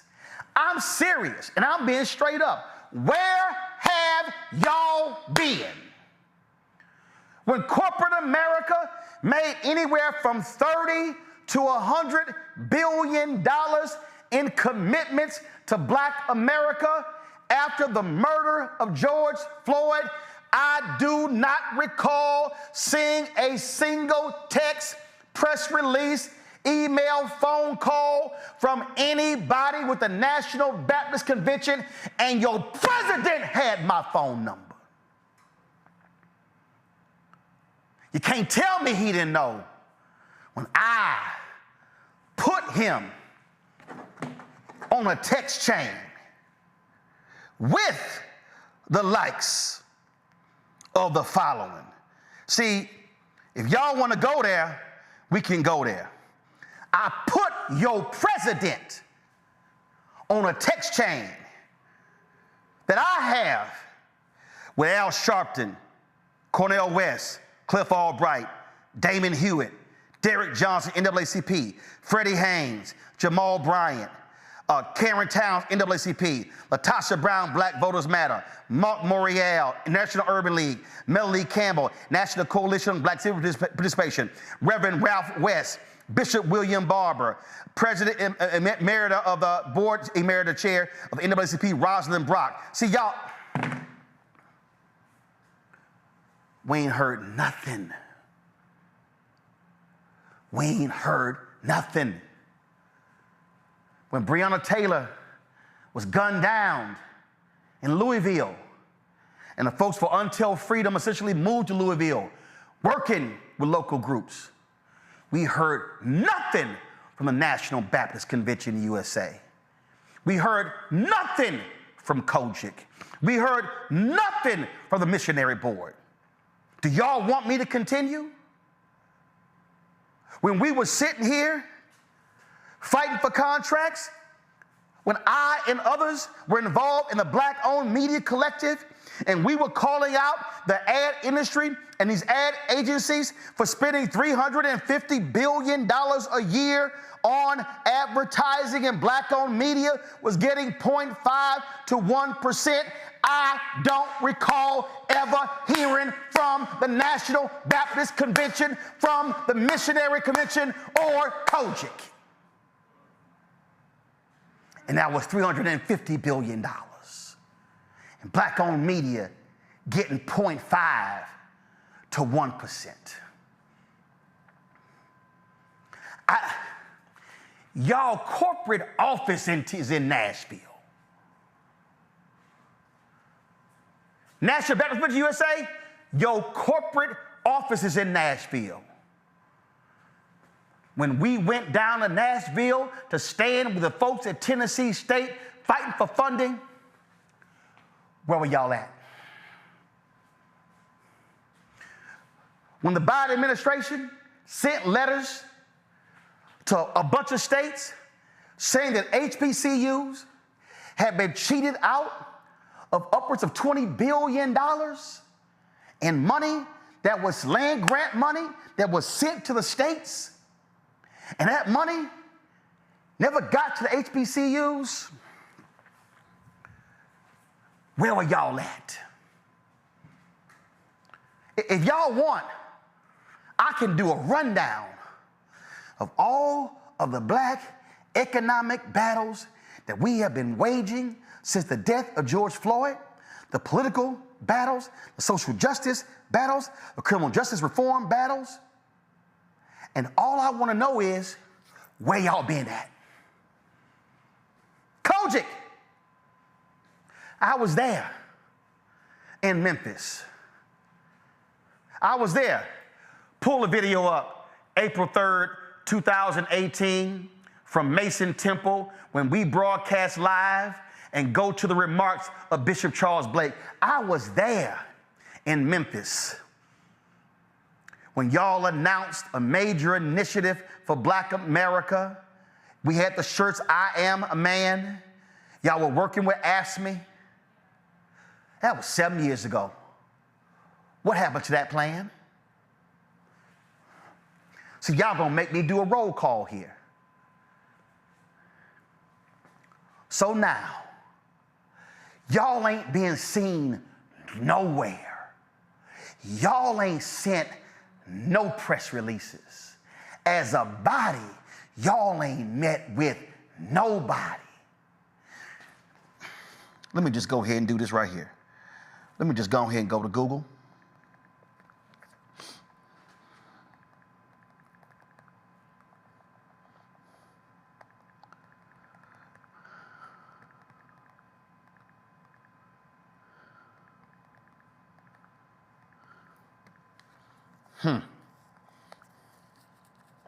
I just typed in National Baptist Convention, USA. Go to my iPad. I typed National Baptist Convention, USA into Google. And these are the most recent stories on y'all taking the money and then y'all having an educational conference in Montgomery. Okay. Then in April, y'all tapping a woman for a key leadership role, first time ever, being installed. Then I see this story right here, September 2024, National Baptist Convention facing turbulent times. Then y'all's election and how that was controversy. And let me see right here. New president, high stakes election, national meeting. President of Black Baptists wants to meet with Trump about how we help our poor. Okay, all right, let's see here. Okay. Outgoing president, okay, gotcha. All right, I'm trying to look at, I don't see nothing. Okay, Baptist Convention brings thousands to Birmingham. Okay, all right. With a new leadership, nation's largest Black Protestant group confronts existential decline. Okay, all right, let's see here. Outgoing head of largest Black Protestant group condemns bigotry in U.S., urges voter turnout. That's cute. But Jerry Young never came on this show. I never had him on my TV One show. I never had him on Tom Joyner. I mean, we can just keep going on and on and on. I'm sitting here, okay, Ketanji Brown Jackson spoke to y'all in September. Oh, that's great. And I'm sitting here, look at this here. Look at this here. New National Baptist leader says we will be actively engaged in the political arena. Okay, that's interesting because I don't recall ever seeing any of y'all saying nothing, doing on any black media shows. I'm sitting here and I'm going. Now y'all notice, ain't none of these stories I'm pulling up got anything to do with economic reform, community reform. All I keep seeing are just meetings. meetings, convening, convening, meetings, meetings, convening, convening, meetings. That's all I see. So again, I need somebody. Matter of fact, the most attention y'all got was when Gina Stewart gave a sermon at the Joint National Baptist Convention, and her sermon was taken offline, and there was a lot of controversy. I hope y'all see what's going on here. Y'all see in all of these stories, it's either somebody getting elected, them meeting, or there being a controversy over who they elect. I don't see nothing about an agenda for black people. I don't see nothing about, this is the news section of Google. I don't see nothing. I just see meetings and more meetings. So do y'all now understand why people are shocked and appalled that we ain't heard from y'all on nothing? And all of a sudden, you taking $300,000 from Target and announcing your partnership, and you co-signing how sincere they are? Really? So again, I need somebody to explain to me how taking $300,000 that you're going to use on senior citizen, stuff for senior citizens, scholarships, and entrepreneur programs. Tell me how far that's going to go. The National Baptist Convention has 31,000 churches. That's what they claim. Y'all, the $300,000 in my speech on Friday, I said that comes out to $9.67 a church. Well, now we know they didn't even get $300,000. We now know the National Baptist Convention USA got $100,000. That means with $100,000 divided by 31,000 churches, that comes out to $3.22. Hold on one second. That's $3.22. That's $3.22. Okay, so let me just go ahead and do this here. National Baptist Convention USA, Kojic, and missionaries. Let's see. That's $3.22 per church. That's 100. I got 200. I got 300. I got 350. 1, 2, 3, 4, 5. 450. 2, 3, 4, 5.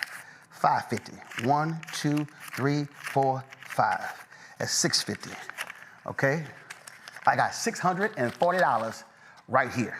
So that means that for your $3.22, that means I can assist, I can assist about 200 of y'all churches.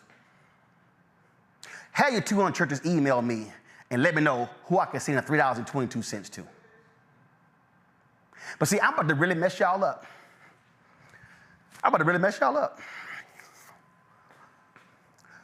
One of the things that businesses do to offset their tax liability is they give to charities. We're no different. So last year, end of the year, my accountant goes, hey, that's what you're going to pay in taxes. I'm like, I ain't trying to sit Uncle Tab save all that money. So we then gave money to charity. Do y'all know that I gave charitable interest almost the same amount of money as these three are getting from Target? Target made $107 billion last year. We ain't made not $5 billion. We ain't made $5 billion. Y'all took $300,000 from a company that made $107 billion.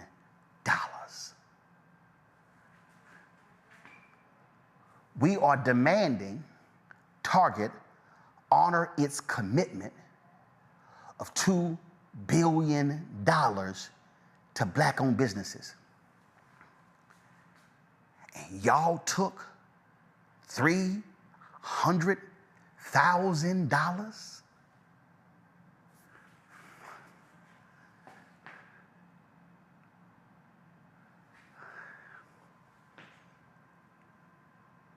If they gave an award for the worst negotiation ever,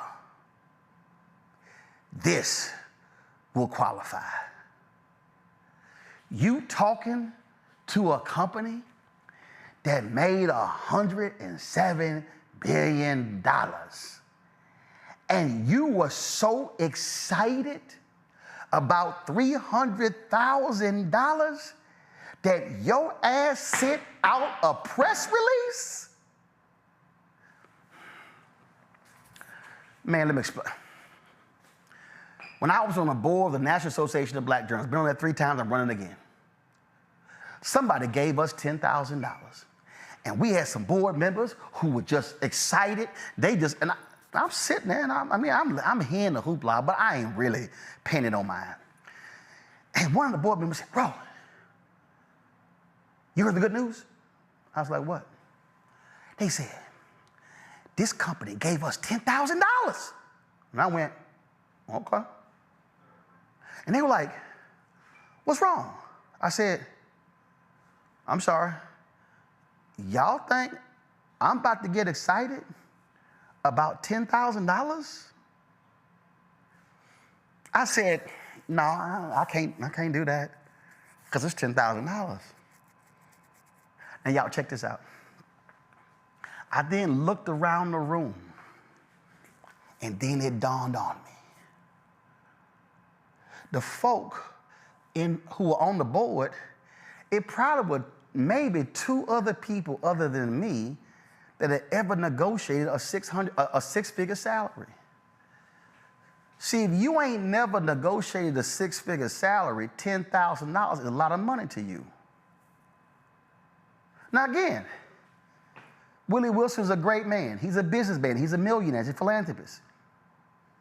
But I'm sorry, Willie, $300,000 is an abomination.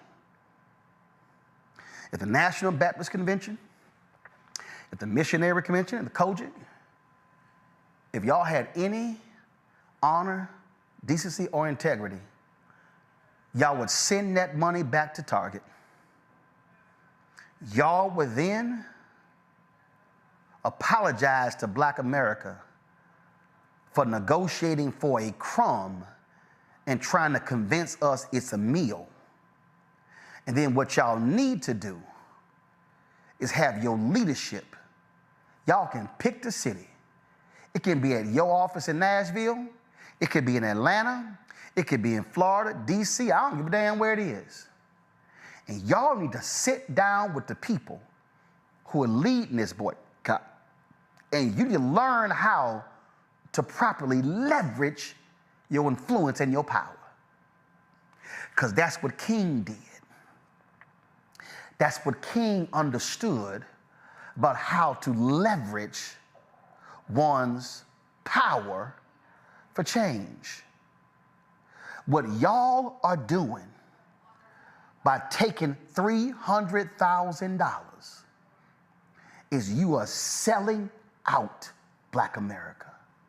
You are saying to corporate America that Black folks can be bought off with $300,000. What you are saying to corporate America is y'all don't need to listen to them folk over there launching the boycott. Y'all listen to us preachers because we speak for the people and we can speak more. So if you give us some much needed money, then we'll just do our own thing. Y'all, they have no interest in sitting down with the folk who are part of the Target strategy group. Not one time this weekend did they call or email. No, what they did is they had somebody loudmouths talking trash on Facebook, and this one preacher was talking, he was trying to dog me how nobody watched my show. It's almost 6,000 people watching me right now. I ain't even gonna say his name because he ain't that important. I guarantee you he didn't preach to 600 this Sunday. But he gonna sit here and try to challenge me? Dog, you got the wrong one. It's more than 6,000 folk listening, watching me right now. And most of y'all in the National Baptist Convention and Kojic and the missionary, y'all ain't speaking to 6,000 sitting in your pews at that moment. Y'all, this is not right. This is not proper. This is not how black people moved when boycotts were launched. We did not cross the picket line unless we were negotiating, and didn't nobody ask y'all to negotiate nothing. Y'all better do right by us. Because I'm telling you this right now, National Baptist Convention USA, I'm telling you this right now, Kojic, I'm telling you this right now. Y'all think I'm playing? Y'all think I'm playing? I'm talking about all three denominations. National Missionary Baptist Convention of America, Kojic, and National Baptist Convention of America, or USA. I'm gonna hit y'all every day. I'm gonna talk about y'all every single day. $300,000.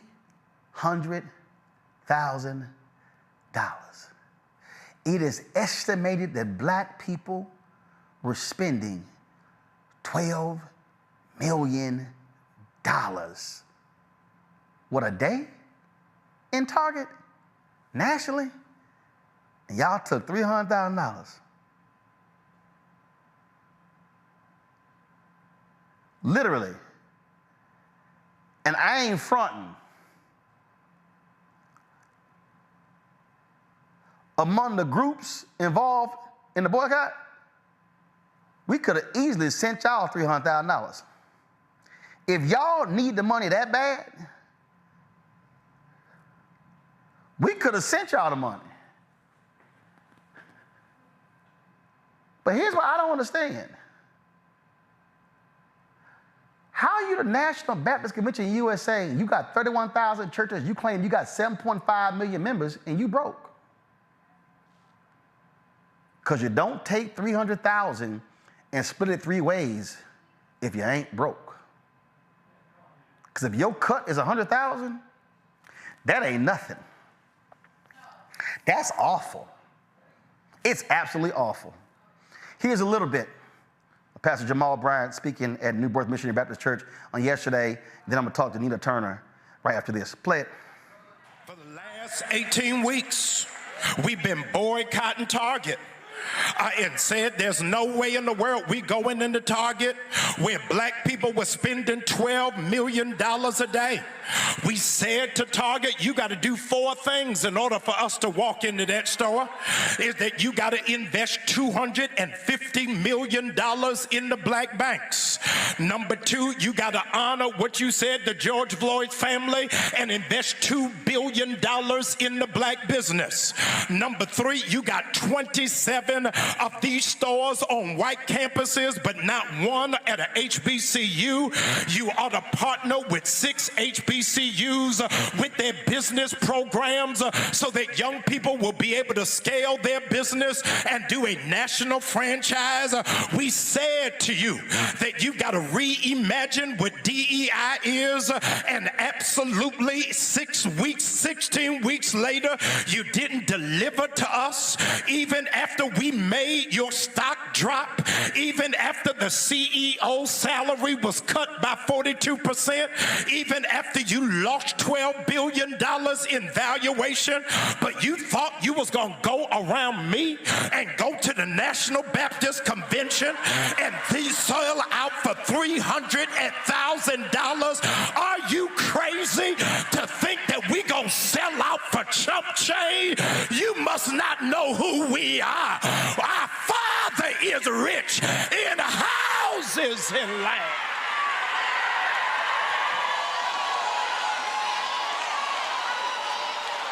In 1961, the National Baptist Convention was meeting, and they did not want to support a young preacher from Georgia named Martin Luther King.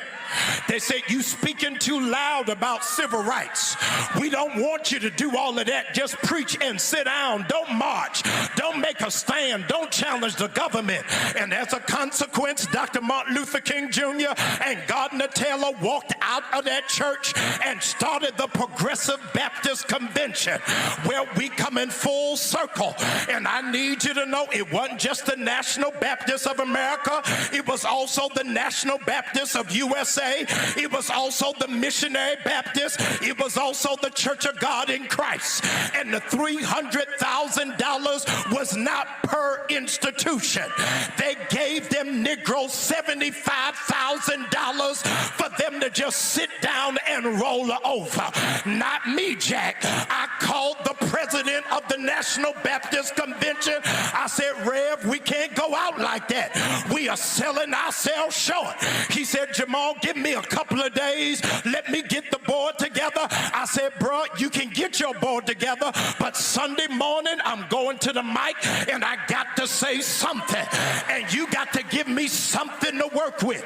He said, Pastor Bryant, give me a couple of days and I will do it. I said, you got 1 week to send me in writing that the Baptist Convention stands with the boycott, stands with the oppressed, stands with the marginalized, stands with the nameless and faceless people who are on the front line. $75,000 Baptist Convention, I'll write you a check.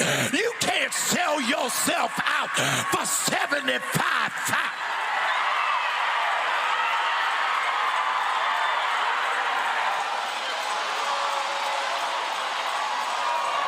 Something has got to break. Over the last couple of weeks, Target been playing in my face. Been hiring internet influencers to go online, rappers and artists and athletes to play and to broadcast outside of Target and in Target, thinking we ain't gonna say nothing. But you ain't got to talk directly to me. All you got to do is watch the rerun of The Color Purple. Until you do right by me, nothing you do is gonna work.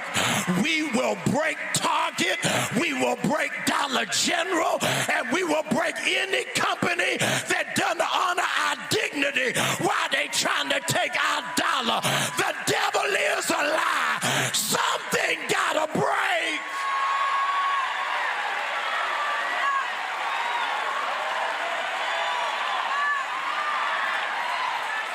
I do not have ire with the black church, because I recognize the fingerprints of satanic principality. It is the intention of the enemy for us to fight each other. I am not declaring war on any of those Baptist conventions. I am declaring war of the spirit of division. Come on, y'all ain't saying nothing to me. White supremacy takes delight at us fighting one another. But if we learn how to stand together as one, we are an undefeatable force. The old Negro spiritual was walk together, children. Don't you get weary. Do you understand how powerful we would be if black people would just stick together and stop stabbing each other in the back and live with love of Jesus Christ? Folks, showing right now, Nina Turner. She's the founder of We Are Somebody. You go to wearesomebody.org. They put this graphic here. I'll go to my iPad. I put them on blast Friday, those black denominations. After that press release, they put this on social media. They're handling strike for all. At the Target boycott continues. And I made this point. I'm gonna make it again. I'm gonna make it again. I need people to understand that Jamal Bryant is not the leader of the Target boycott. Nina Turner is not the leader of the Target boycott. Tamika Mallory is not the leader of the Target boycott. Nakima Levy Armstrong is not the leader of the boycott. These are all individuals who are part of the Target boycott. And that's important, Nina, because we understand how folk have to work together, because one group, one organization, one denomination can't do it. But and guess what? Then people do different things. And so Nakima and her group in Minneapolis are doing their thing. You, Tamika, and Jamal are doing y'all thing, and other folks are doing their thing. But what cannot happen is when you have these groups meeting under the guise of they represent millions of black people negotiating on behalf of black people, and they ain't talked to black people. That's exactly right, Ro. I mean, just listening to your soliloquy, you laying it out between you and Pastor Brian. I mean, I was just, hopefully your crew don't think I'm crazy, because I was amening and almost shouting. We got to tell the truth, and we have to expose this. Now, anybody can be redeemed. And I am hoping that the National Baptist Convention USA and all the others who were involved in this will have a moment, an epiphany moment, and ask for that forgiveness. As you said, I mean, you all up in my notes. I feel the same way, that they should apologize to the black community, give that money back, and join forces with us so that we can be a greater and stronger force. Your point about this movement is much bigger than any one individual. Certainly, the spark was led by certain individuals, but the movement itself wouldn't be as successful as it is in terms of what Reverend Dr. Jamal Bryant enumerated in terms of the CEO cuts, the traffic cuts, the stock, all of that. That is because millions of people in this country, sparked by black people, have decided that they are not going to go to Target. And so this is a grassroots bubbling up all across this country. Yeah, and the thing here is that people have to, again, understand no boycott is successful without the people. None. So you need the people. So if you make a move like the National Baptist Convention USA, like COGIC, like the Missionary Group of America, then you need the people, not one person, not a couple of folks negotiating. On what authority are you actually negotiating on behalf of the people? What offends me is the statement they put out talking about you got $300,000 and how you gonna use that to help senior citizens, scholarships, and entrepreneurial programs, when the very boycott is about advocating for existing black-owned businesses. You don't need to go create an entrepreneurial program when there's one right now. And we're also a program that's going to run out of money. I mean, as you said, even before you divide it, that $300,000 was really comes up to really nothing. $100,000 a denomination. It's worse than Judas and the 30 pieces of silver. I mean, at least Judas even got a little more than what they've gotten. But even if we put that aside, $300,000 for the type of programs that you're naming is not enough. We're trying to build generational wealth here, not the penny here and a penny there. It really makes no sense whatsoever that they would do that. But Ro, you and Dr. Brian, look, y'all done took it to the streets. It is my hope that this does not become a personality driven, that the people involved in this will understand that they made a mistake. Ask for forgiveness. Let's get redemption, and let's come together and do something real for our people. Congo, that's why I read what King said on April 3rd, 1968, when he talked about how we must move as a collective, how we must work together, and how we must practice economic withdrawal. You're on mute. You're on mute.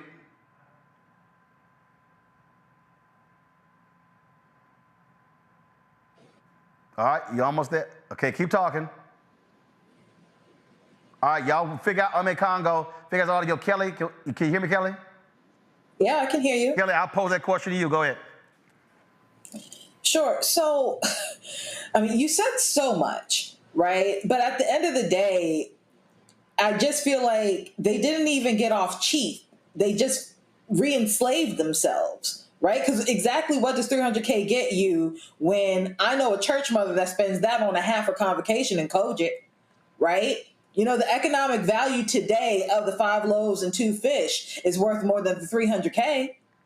You know, and I'm not even trying to be funny or facetious. Like, I literally see more money on 10 people max at one of these conventions. You spend more on that on speakers at your conventions and your gatherings and your conferences, right? Like, it does nothing about this makes sense unless I'm missing a plot that was not in that press release. Right? They, again, like Pastor Bryant said, you know, you got to give me something to work with before I call you out. And they haven't said anything yet. It's been a week, you know, like it's sad. It is sad that you think that we can be bought that easily, if at all, right? Like, I know a lot of people. I was not much of a Target person, but I know a lot of people who religiously went to Target to shop and have actively avoided Target for the reasons that you have stated, that Pastor Jamal Bryant have stated, that many others who have been advocating for this boycott have stated. And now one of those reasons did the NBC line up, right? They didn't mention any of those things in the press release. Not really. You know, they gave us a lot of lip service, a lot of shallow sermon speak, as if that was going to speak to a spirit of resilience and rebellion and justice. And for them to think that this is going to slide, it is insulting to those who go to church. It is insulting to Christians. Right. It is insulting to everybody who advocate for this boycott. Ome Congo, Kojic has 12,000 members. The National Missionary Baptist Convention of America, they got 300. So if you add them all up, that's 43,300 churches. The amount of money they got comes out to $6.92 per church. Come on now. There's nothing real or Ome Congo, do you realize that I started this show with $350,000 of my own money? I started this show with more money than they got from Target. Man, come on, dog. You know, you could tell your supporters to just write that check to as $6 and send it out to these different churches, and they'll be fine. I mean, the fact that the National Baptist Convention feels like they can do this to us, just kind of throw the wool over our heads, and the fact that Target thinks that they can do this.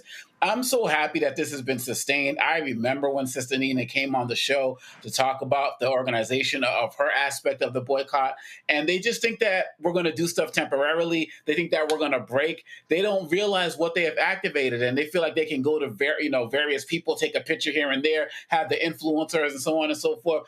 Going off of Kelly's point, like Target was my favorite store. I was that dude. And part of it was because of their main commitment to diversity. Now I drive past 2 Targets every day in what I'm doing right now. And so the National Baptist Convention and these other churches, they got to come around because some of their own members got to be speaking up. Some of their own members got to be seeing this. And Target, you know, just straight up shame on you, because in every way, shape, or form, you are showing how unserious you were about your commitment to DEI once Trump got in, which basically shows that you were never committed in the first place. Because if you're not going to practice your values when they get challenged, they're not values, they're hobbies. And so you just thought that, oh, I'll just be cool down with diversity right now. And then someone else comes along, I'm going to change my strategy. Now you better get back in line, because too many of us are going to keep falling out of line with you. And I also thank you, Roland, for putting all of these churches and other groups and individuals on notice, because you put this out on Friday. I was watching your feeds. I haven't seen a single other news outlet cover this up until this point. Nina, this is real simple. First of all, this ain't personal. This ain't personal against nobody in either one of those conventions. This is a people thing. This is a trust thing. This is a credibility thing. How in the world can a national boycott be launched? Target has acknowledged the boycott has impacted its sales, its stock price, all of these things. And these so-called these black religious leaders who are not black business leaders, they decide we're gonna go meet with Target and we working on a 3 to 5 year community revival plan. The revival plan is already there. Put black products on your shelves, spend $2 billion annually with black folks, put retail centers and HBCUs, deposit in black banks. I'm sorry, what agenda do y'all have that's greater than that one? I would love to see. They don't know, Ro. And you know, another point to reimagine diversity, equity, and inclusion. And they really going against Target right now. They would rather go around and spend all this money, time, and energy to go around the leaders. When I say leaders, those of us who sparked the national boycott. We certainly are not the fire, but the spark, rather than to do the right thing. Not only have the Baptist, National Baptist Convention and others who were involved, it's sloppy and it's sad. And they don't have to recreate it. We already know. And then what you gonna do with $300,000? You can't do anything. You have illustrated that. Others, there was a young man on Instagram, I forgot who sent that to us, but he was breaking it down too. A lot of the people in the black community are really upset. They feel betrayed. And so these religious leaders, if they want to stay true and have any type of integrity or regain integrity and credibility, they are going to have to apologize and come around. But don't sell black people out. And the point about Target, how dare you? But they going to learn today. You know, they're saying they're going to up around and find out. They are going to learn today that these tricks are not going to work. They did the same thing when they went to go see Mama D, Mama Dolores Huerta, the esteemed activist in the civil rights movement on the Hispanic side out in California. They did the same. CEO flew in to see her and tried to divide and conquer her as a Hispanic woman from the black community. And she told them to kick rocks. Now, if Dolores Huerta could tell Target to kick rocks once the CEO flew in, he flew all around Dr. Bryant. He flew all around Tamika Mallory, flew all around me, and went straight to Mama D and a meeting with her to try to get her on his side. And she told him the black community is leading this boycott, and you got to go see one of them 3 folks. Not only did he do that, he tried to claim that our Hispanic sisters and brothers, or maybe they are, he said the Hispanic sisters and brothers are spending more money in Target. And so therefore we should be attentive to you guys than to black folks.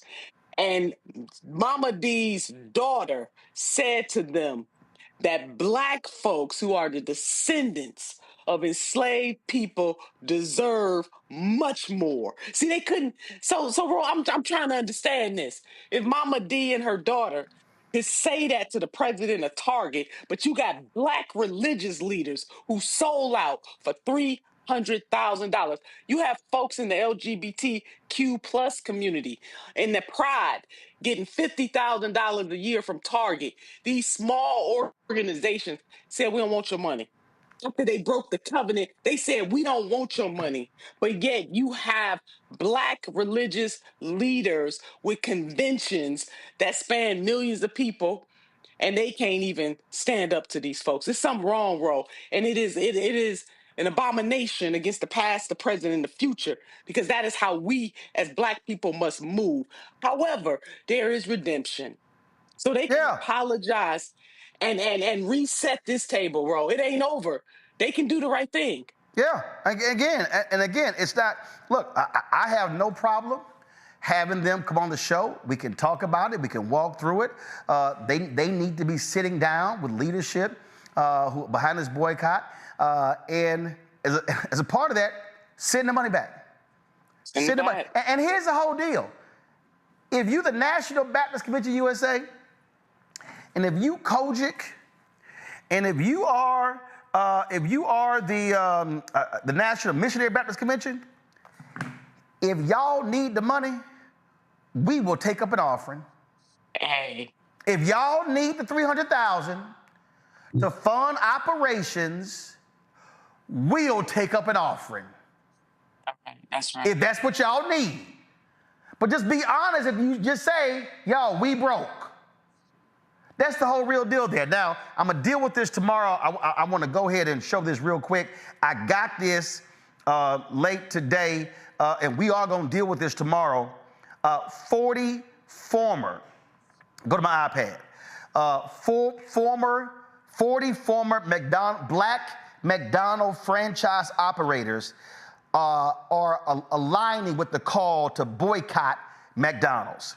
And so it says more than 40 black former franchisees are suing the fast food giant over discriminatory practices and policies that forced them out of the system. We're going to be talking with them on Wednesday's show. And so we're just going to keep y'all abreast of that. And so, and McDonald's is also one of those companies that reneged on their commitment, their DEI commitments. They made some commitments to black-owned media when we were talking with them. And there was a lot of back and forth. And I had black franchisees who were speaking on my behalf and others with the Black-Owned Media Alliance. And we were supposed to do a 3-year advertising commitment with McDonald's. It lasted just 1 year. Then they were like, well, that was just it. It was kind of like, well, hold up, that's supposed to be 3 years. And so all of that, and trust me, we know McDonald's market share of black folks. We know how much McDonald's black people eat. So this is, so Nina, last point here that I need the audience to. I don't want to forget this. Go ahead. You know, I want to thank you too for your incredible courage to call this out right on the spot. And although you're not making it personal, some of the preachers whose feelings are hurt, I won't say all, but the guy who came after you, like you said, we won't mention his name, and tried to malign you, and you know, all that kind of stuff ain't cool. You know, he could say, listen, I don't agree. But no, he did try to make it personal. And some of these people are trying to make it personal. So I just want to shout you out as a colleague and a revolutionary for you not being afraid to call them out, because it has to be done. And the other point about these celebrities better get a clue. Now, if they don't know what's going on, they need to pick up the phone too. But it is absolutely embarrassing what they're doing as well. And they got a lot of money, and they still gonna sell out their community. We need more Muhammad Ali type celebrities. We need some more Nina Simones. Nina Simones, Ruby Dee, Yes. Ossie Davis, Dick Gregory, Harry Belafonte, Ruby Dee. Diane Carroll. We need more Sidney Poitiers. And, and on the white side, more Tony Bennett's, more James Garners. I mean, it's folk that Joan Baez, so we can go there as well. But see, folks, Susan Sarandon, Danny Glover, who's still, you know, these people are still here doing, I mean, making sacrifices, bro. And then we see them making videos inside and outside of Target like this is cool. We look weak, we look cheap, it's embarrassing. Actually. And what I want to do here, it's a couple of posts I want to show. Give me 1 second, y'all, because I just remembered I had these. And you've had some other preachers who have been willing to stand up, who made statements, posted these various things, which are important. I'm going to read this one right here. This is Pastor Dwight McKissick. He is out of Arlington, Texas, and this is what he posted on Facebook. He said the National Baptist Convention needs to seek common ground with Roland Martin and Jamal Bryant, not battleground. He said Target not only reversed their prior affirmative DEI policies, but has reneged on fulfilling a $2 billion pledge towards economic development in the black business community. History shouldn't record that the National Baptist Convention circumvented a $2 billion pledge in exchange for $300,000. What's at stake? Deposits of $250 million in 23 black-owned banks, establishment of 10 retail training centers at HBCUs, a full restoration of recommitment to DEI practices and principles, a fulfillment of Target keeping their $2 billion pledge. Standing together, we can make it happen. Splintering, we lose. I would hope that calmer minds would prevail and brethren will dwell together in unity and not care who gets the credit, but work towards a strategy where we all win, not just some win who are willing to settle for crumbs from a rich man's table. The NBC needs to rethink their strategy, attempting to discredit and devalue a distinguished black, independent, and highly effective journalist, and not work in harmony towards fulfilling a broader vision that could produce a much greater harvest and benefit the masses, rather than a minimal amount that would have minimal impact. MLK had a much broader vision and impacted the masses, so should the NBC. Hey, man, bro, what about the one where it was, about 20 preachers? You got that one? Yeah, so you've had, yet another group, let me pull that up, a group of pastors that released their statement with regards to all of this. Let me find that. Thanks to them, bro. While I'm looking for that, I want to say the freedom budget for all Americans, which you and I talked about briefly. You know, that's something worth holding on to. Asa Philip Randolph, the Reverend Dr. Martin Luther King Jr., and Bayard Rustin. People understanding that part of the civil rights movement's calculus was not just voting rights and not just civil rights, but it was economic rights and viability and respect. And Bayard were the architects of the freedom budget for all Americans. I want our folks, your viewers, to go and look it up. It was a masterpiece to eradicate poverty in 10 years in the United States of America from 1966 to 1976. Next year will be the 60th year anniversary of the architect of one of the greatest economic plans that this country's ever seen in terms of black folks, not only looking out for themselves, but looking out for everybody else. Bayard Rustin once said that this country never has and never will do anything solely for the Negro. This is why we call it the freedom budget for all Americans. It was to gain racial justice for black folks and economic justice for all folks. Those are the kinds of things, Ro, that we need to be coming together, fighting for, so that the National Baptist Convention and other religious institutions and also our businesses are not vulnerable to attacks like this, because we are building up a solid wealth base. Absolutely. I want to read two more here. This is from Brianna Mitchell. This is from Facebook. As the former chairman of the board of directors of NBC USA Inc., I want to warmly welcome and express my genuine excitement about the transformative changes currently taking place without a convention. He makes some other different statements. He said, but I'm concerned that this week, during the Congress of Christian Education, the National Baptist Convention USA accepted a donation of $300,000 from Target. While such partnerships can offer valuable resources for our mission, it is important to critically examine the implications of accepting funds from corporations influenced by political policies that may conflict with our values. Target's recent policy adjustments, particularly in the context of the Trump administration's DEI directives, raise questions about corporate motives and commitments. As a faith-based organization rooted in principles of justice and integrity, we must ask ourselves, does accepting this contribution align with our long-term mission and ethical standards? We should approach such partnerships with discernment, ensuring that our financial support does not inadvertently endorse policies or practices that undermine the very communities we serve. Our focus must remain on authentic advocacy, social justice, and fostering meaningful change, values that are not solely measured by monetary support. The recent customer backlash against Target stems primarily from the company's decision to scale back its diversity, equity, and inclusion initiatives. This shift included the termination of programs supporting Black employees and Black-owned businesses, is a retreat from their commitment to racial justice and community empowerment.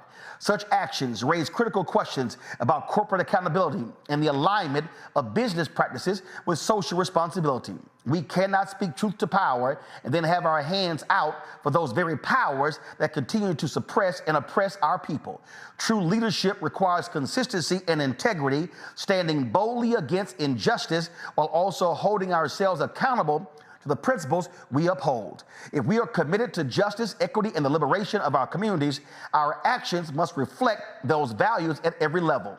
Only then can we genuinely foster the change and empowerment our people deserve. Now, there was a letter that Nina was referencing, and this is it right here. Black clergy response to Target's attempt to silence Target fast. The black church is not for sale. We are deeply disappointed that amid the success of Target Fast, which has contributed to a 10% drop in foot traffic and a significant decline in Target stock value, Target has attempted to purchase the black church's silence with a $300,000 payment to the National Baptist Convention USA. Equally unacceptable is the decision by the National Baptist Convention USA, one of the nation's largest African-American church denominations, to accept this payment. Their willingness to serve as a conduit for corporate damage control without transparency, without consulting the broader faith community, and without securing systemic commitments from Target represents a betrayal of prophetic responsibility.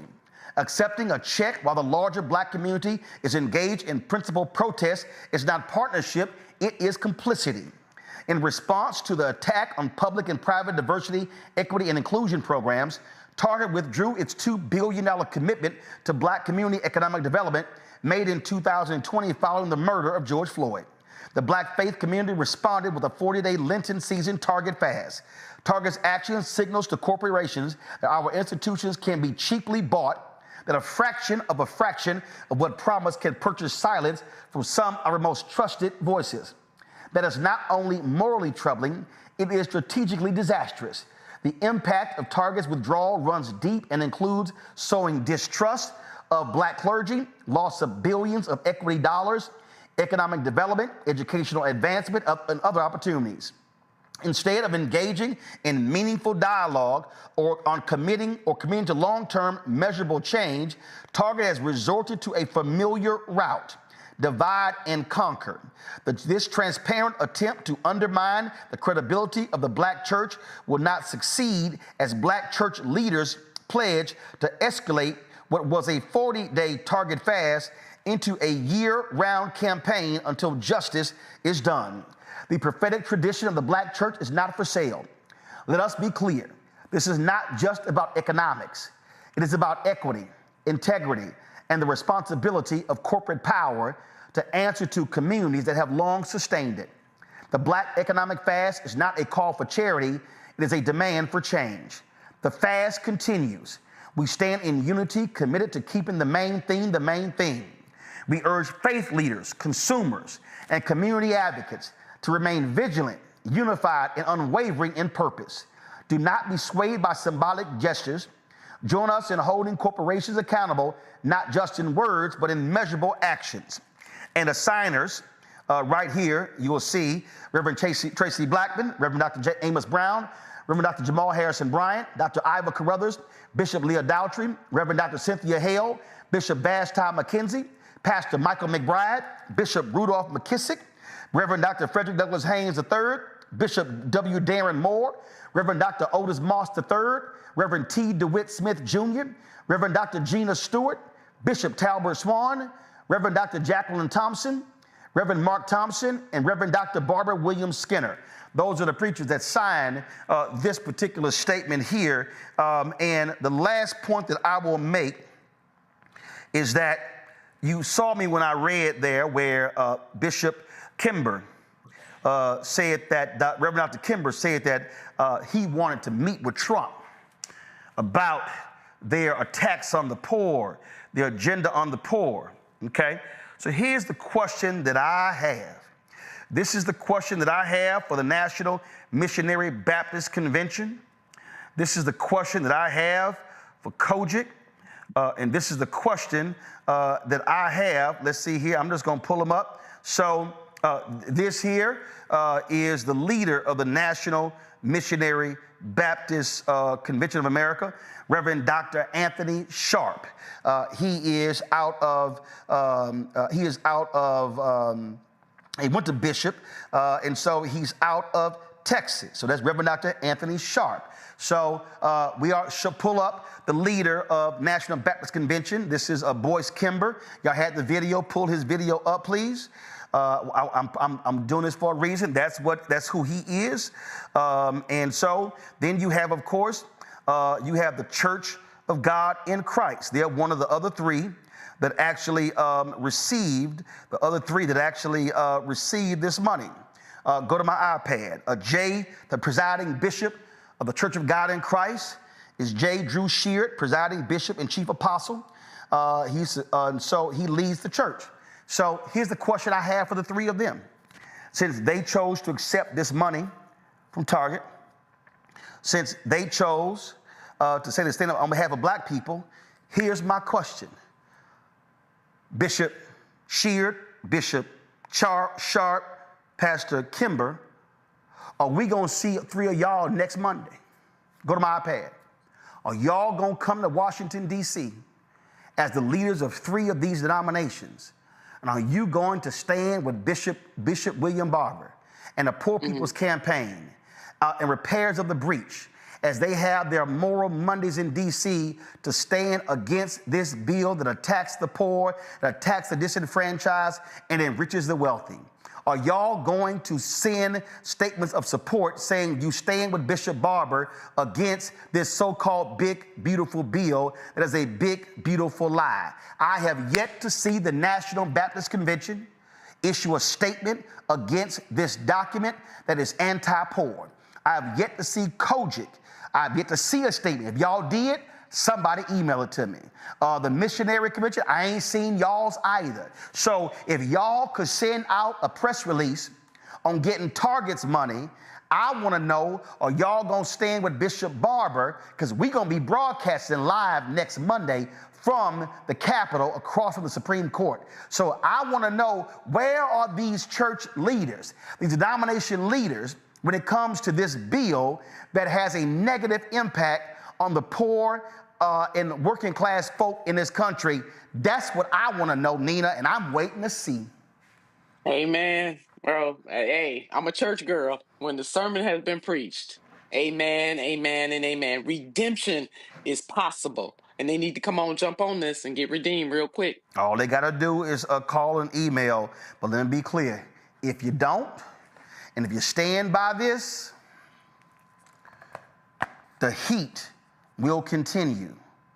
And I wasn't playing Friday when I said, I'll show up at your churches and walk right and sit on the front row to look you in the eye and say, how dare you sell out black people? In the words of our man, Joe Morton from Scandal, don't make me angry. Nina, I appreciate it. I appreciate you. Thanks a bunch. We're gonna keep working. Thank you, thank you, thank you. Folks, that is it for us. Tomorrow, we're going to have for you the recap of the Virginia Democrats at the Commonwealth Gala. Tomorrow, we'll also talk about, of course, the boycott being called for when it comes to McDonald's. It's a whole lot going on. I just want black people to remember, y'all, we got power. We got the ability to change things. We got the ability to move folk to action, but we got to be able to use that power in a collective way. And so Nina said the church, she said the sermon has been preached, but now it's time for our offering. If y'all want to support the work that we do at Roland Martin Unfiltered and the Black Star Network, y'all, ain't nobody else doing what we doing, covering the stories that we cover. And so your donations are critically important for us to continue to do our work. The shows that we are launching, bring that music down, it's too loud. The shows that we are launching, things that we are doing, so your support is absolutely important. So please join our efforts to join our Bring the Funk fan club. Our goal is simple. If 20,000 of our fans on average every year contribute $50 each, that's $4.19 a month, 13 cents a day. That raises $1 million. It goes a long way for us to fund what we're doing. We just signed a new 8-year lease. Here, our rent went up by more than $10,000. So that's an additional $120,000 in expenses every year because the rent increased. And so we appreciate if you support our work. If you want to contribute via Cash App, here is the QR code right here. Use this QR code to click to contribute via Cash App. You can use that for credit cards as well. If you want to send a check and money order, make it payable to Roland Martin Unfiltered, P.O. Box 57196, Washington, D.C. 20037 7-0196. PayPal is R Martin Unfiltered. Venmo is RM Unfiltered. Zelle, Roland at RolandSMartin.com, Roland at RolandMartinUnfiltered.com. Syracuse, New York. If y'all are in Syracuse, in the area of Syracuse, New York, I will be there tomorrow speaking at the NAACP's Freedom Fund Dinner in Syracuse. I look forward to being there with you. And so my speech is at 5:30 tomorrow. And so I'm going to be there. Download the Black Star Network app. Apple phone, Android phone, Apple TV, Android TV, Roku, Amazon Fire TV, Xbox One, Samsung Smart TV. Be sure to get my book, White Fear, How the Browning of America is Making White Folks Lose Their Minds. Available at bookstores nationwide. Get the audio version I read on Audible. Please get our Roland Martin Unfiltered Black Star Network swag. You can get that, our t-shirts, hoodies, wall art, mugs, all that stuff. Go to rolandmartin.creator-spring.com. If you got your stuff and you have not received, you bought it, have not received it, send us an email so we can help facilitate that. Also, please go to our site, shop.blackstarnetwork.com. You can buy products from Black-owned companies that support our Black-owned companies as much as we can. Go to shop.blackstarnetwork.com. And of course, if you want to listen to our audio, you can get, of course, watch us on YouTube, listen to our podcast, audio podcast through iHeartRadio Network. We're on all platforms. So check that out. And of course, download the app Fanbase. And if you want to support Fanbase, $12.4 million has been raised. You're trying to raise $17 million. Go to startengine.com/Fanbase to invest. Let me shout out, first of all, these are the folks, St. Louis County I spoke to. This is the Juneteenth shirt that I have right here. I appreciate that. Hey, y'all, switch cameras. When I spoke in Charleston, West Virginia, I spoke there on Thursday. So the president of the HBCU there presented me with some gifts, and so presented me with this straw hat, which is perfect when I go play golf. Of course, gave me this bag here. This is West Virginia State University. They are the Yellow Jackets, and so gave me this nice tote bag right here as well. Let's see, are these some coasters? I know it's real heavy, so these probably are some coasters. Yep, those are coasters, and so I appreciate these coasters. Let me see here. This is, it gave me a keychain, got this here. I got the West Virginia State water bottle right here, one of two HBCUs in West Virginia. And so, of course, they gave me this phenomenal crew neck shirt here. First of all, y'all got some great colors, black and gold, so that's perfect. And then, of course, this hat right here. And then, and when it's summertime, of course, they gave me this wonderful T-shirt here, West Virginia State, the jacket. So I look forward to being invited to come to campus, speaking on campus, and coming back to Charleston, West Virginia. So again, let me thank y'all, President and West Virginia State, for gifting me these items when I spoke in Charleston on Thursday. Folks, that's it. I will see y'all guys tomorrow right here. Roland Martin Unfiltered on the Black Star Network, where we keep it real, we keep it black, unapologetic, and unfiltered.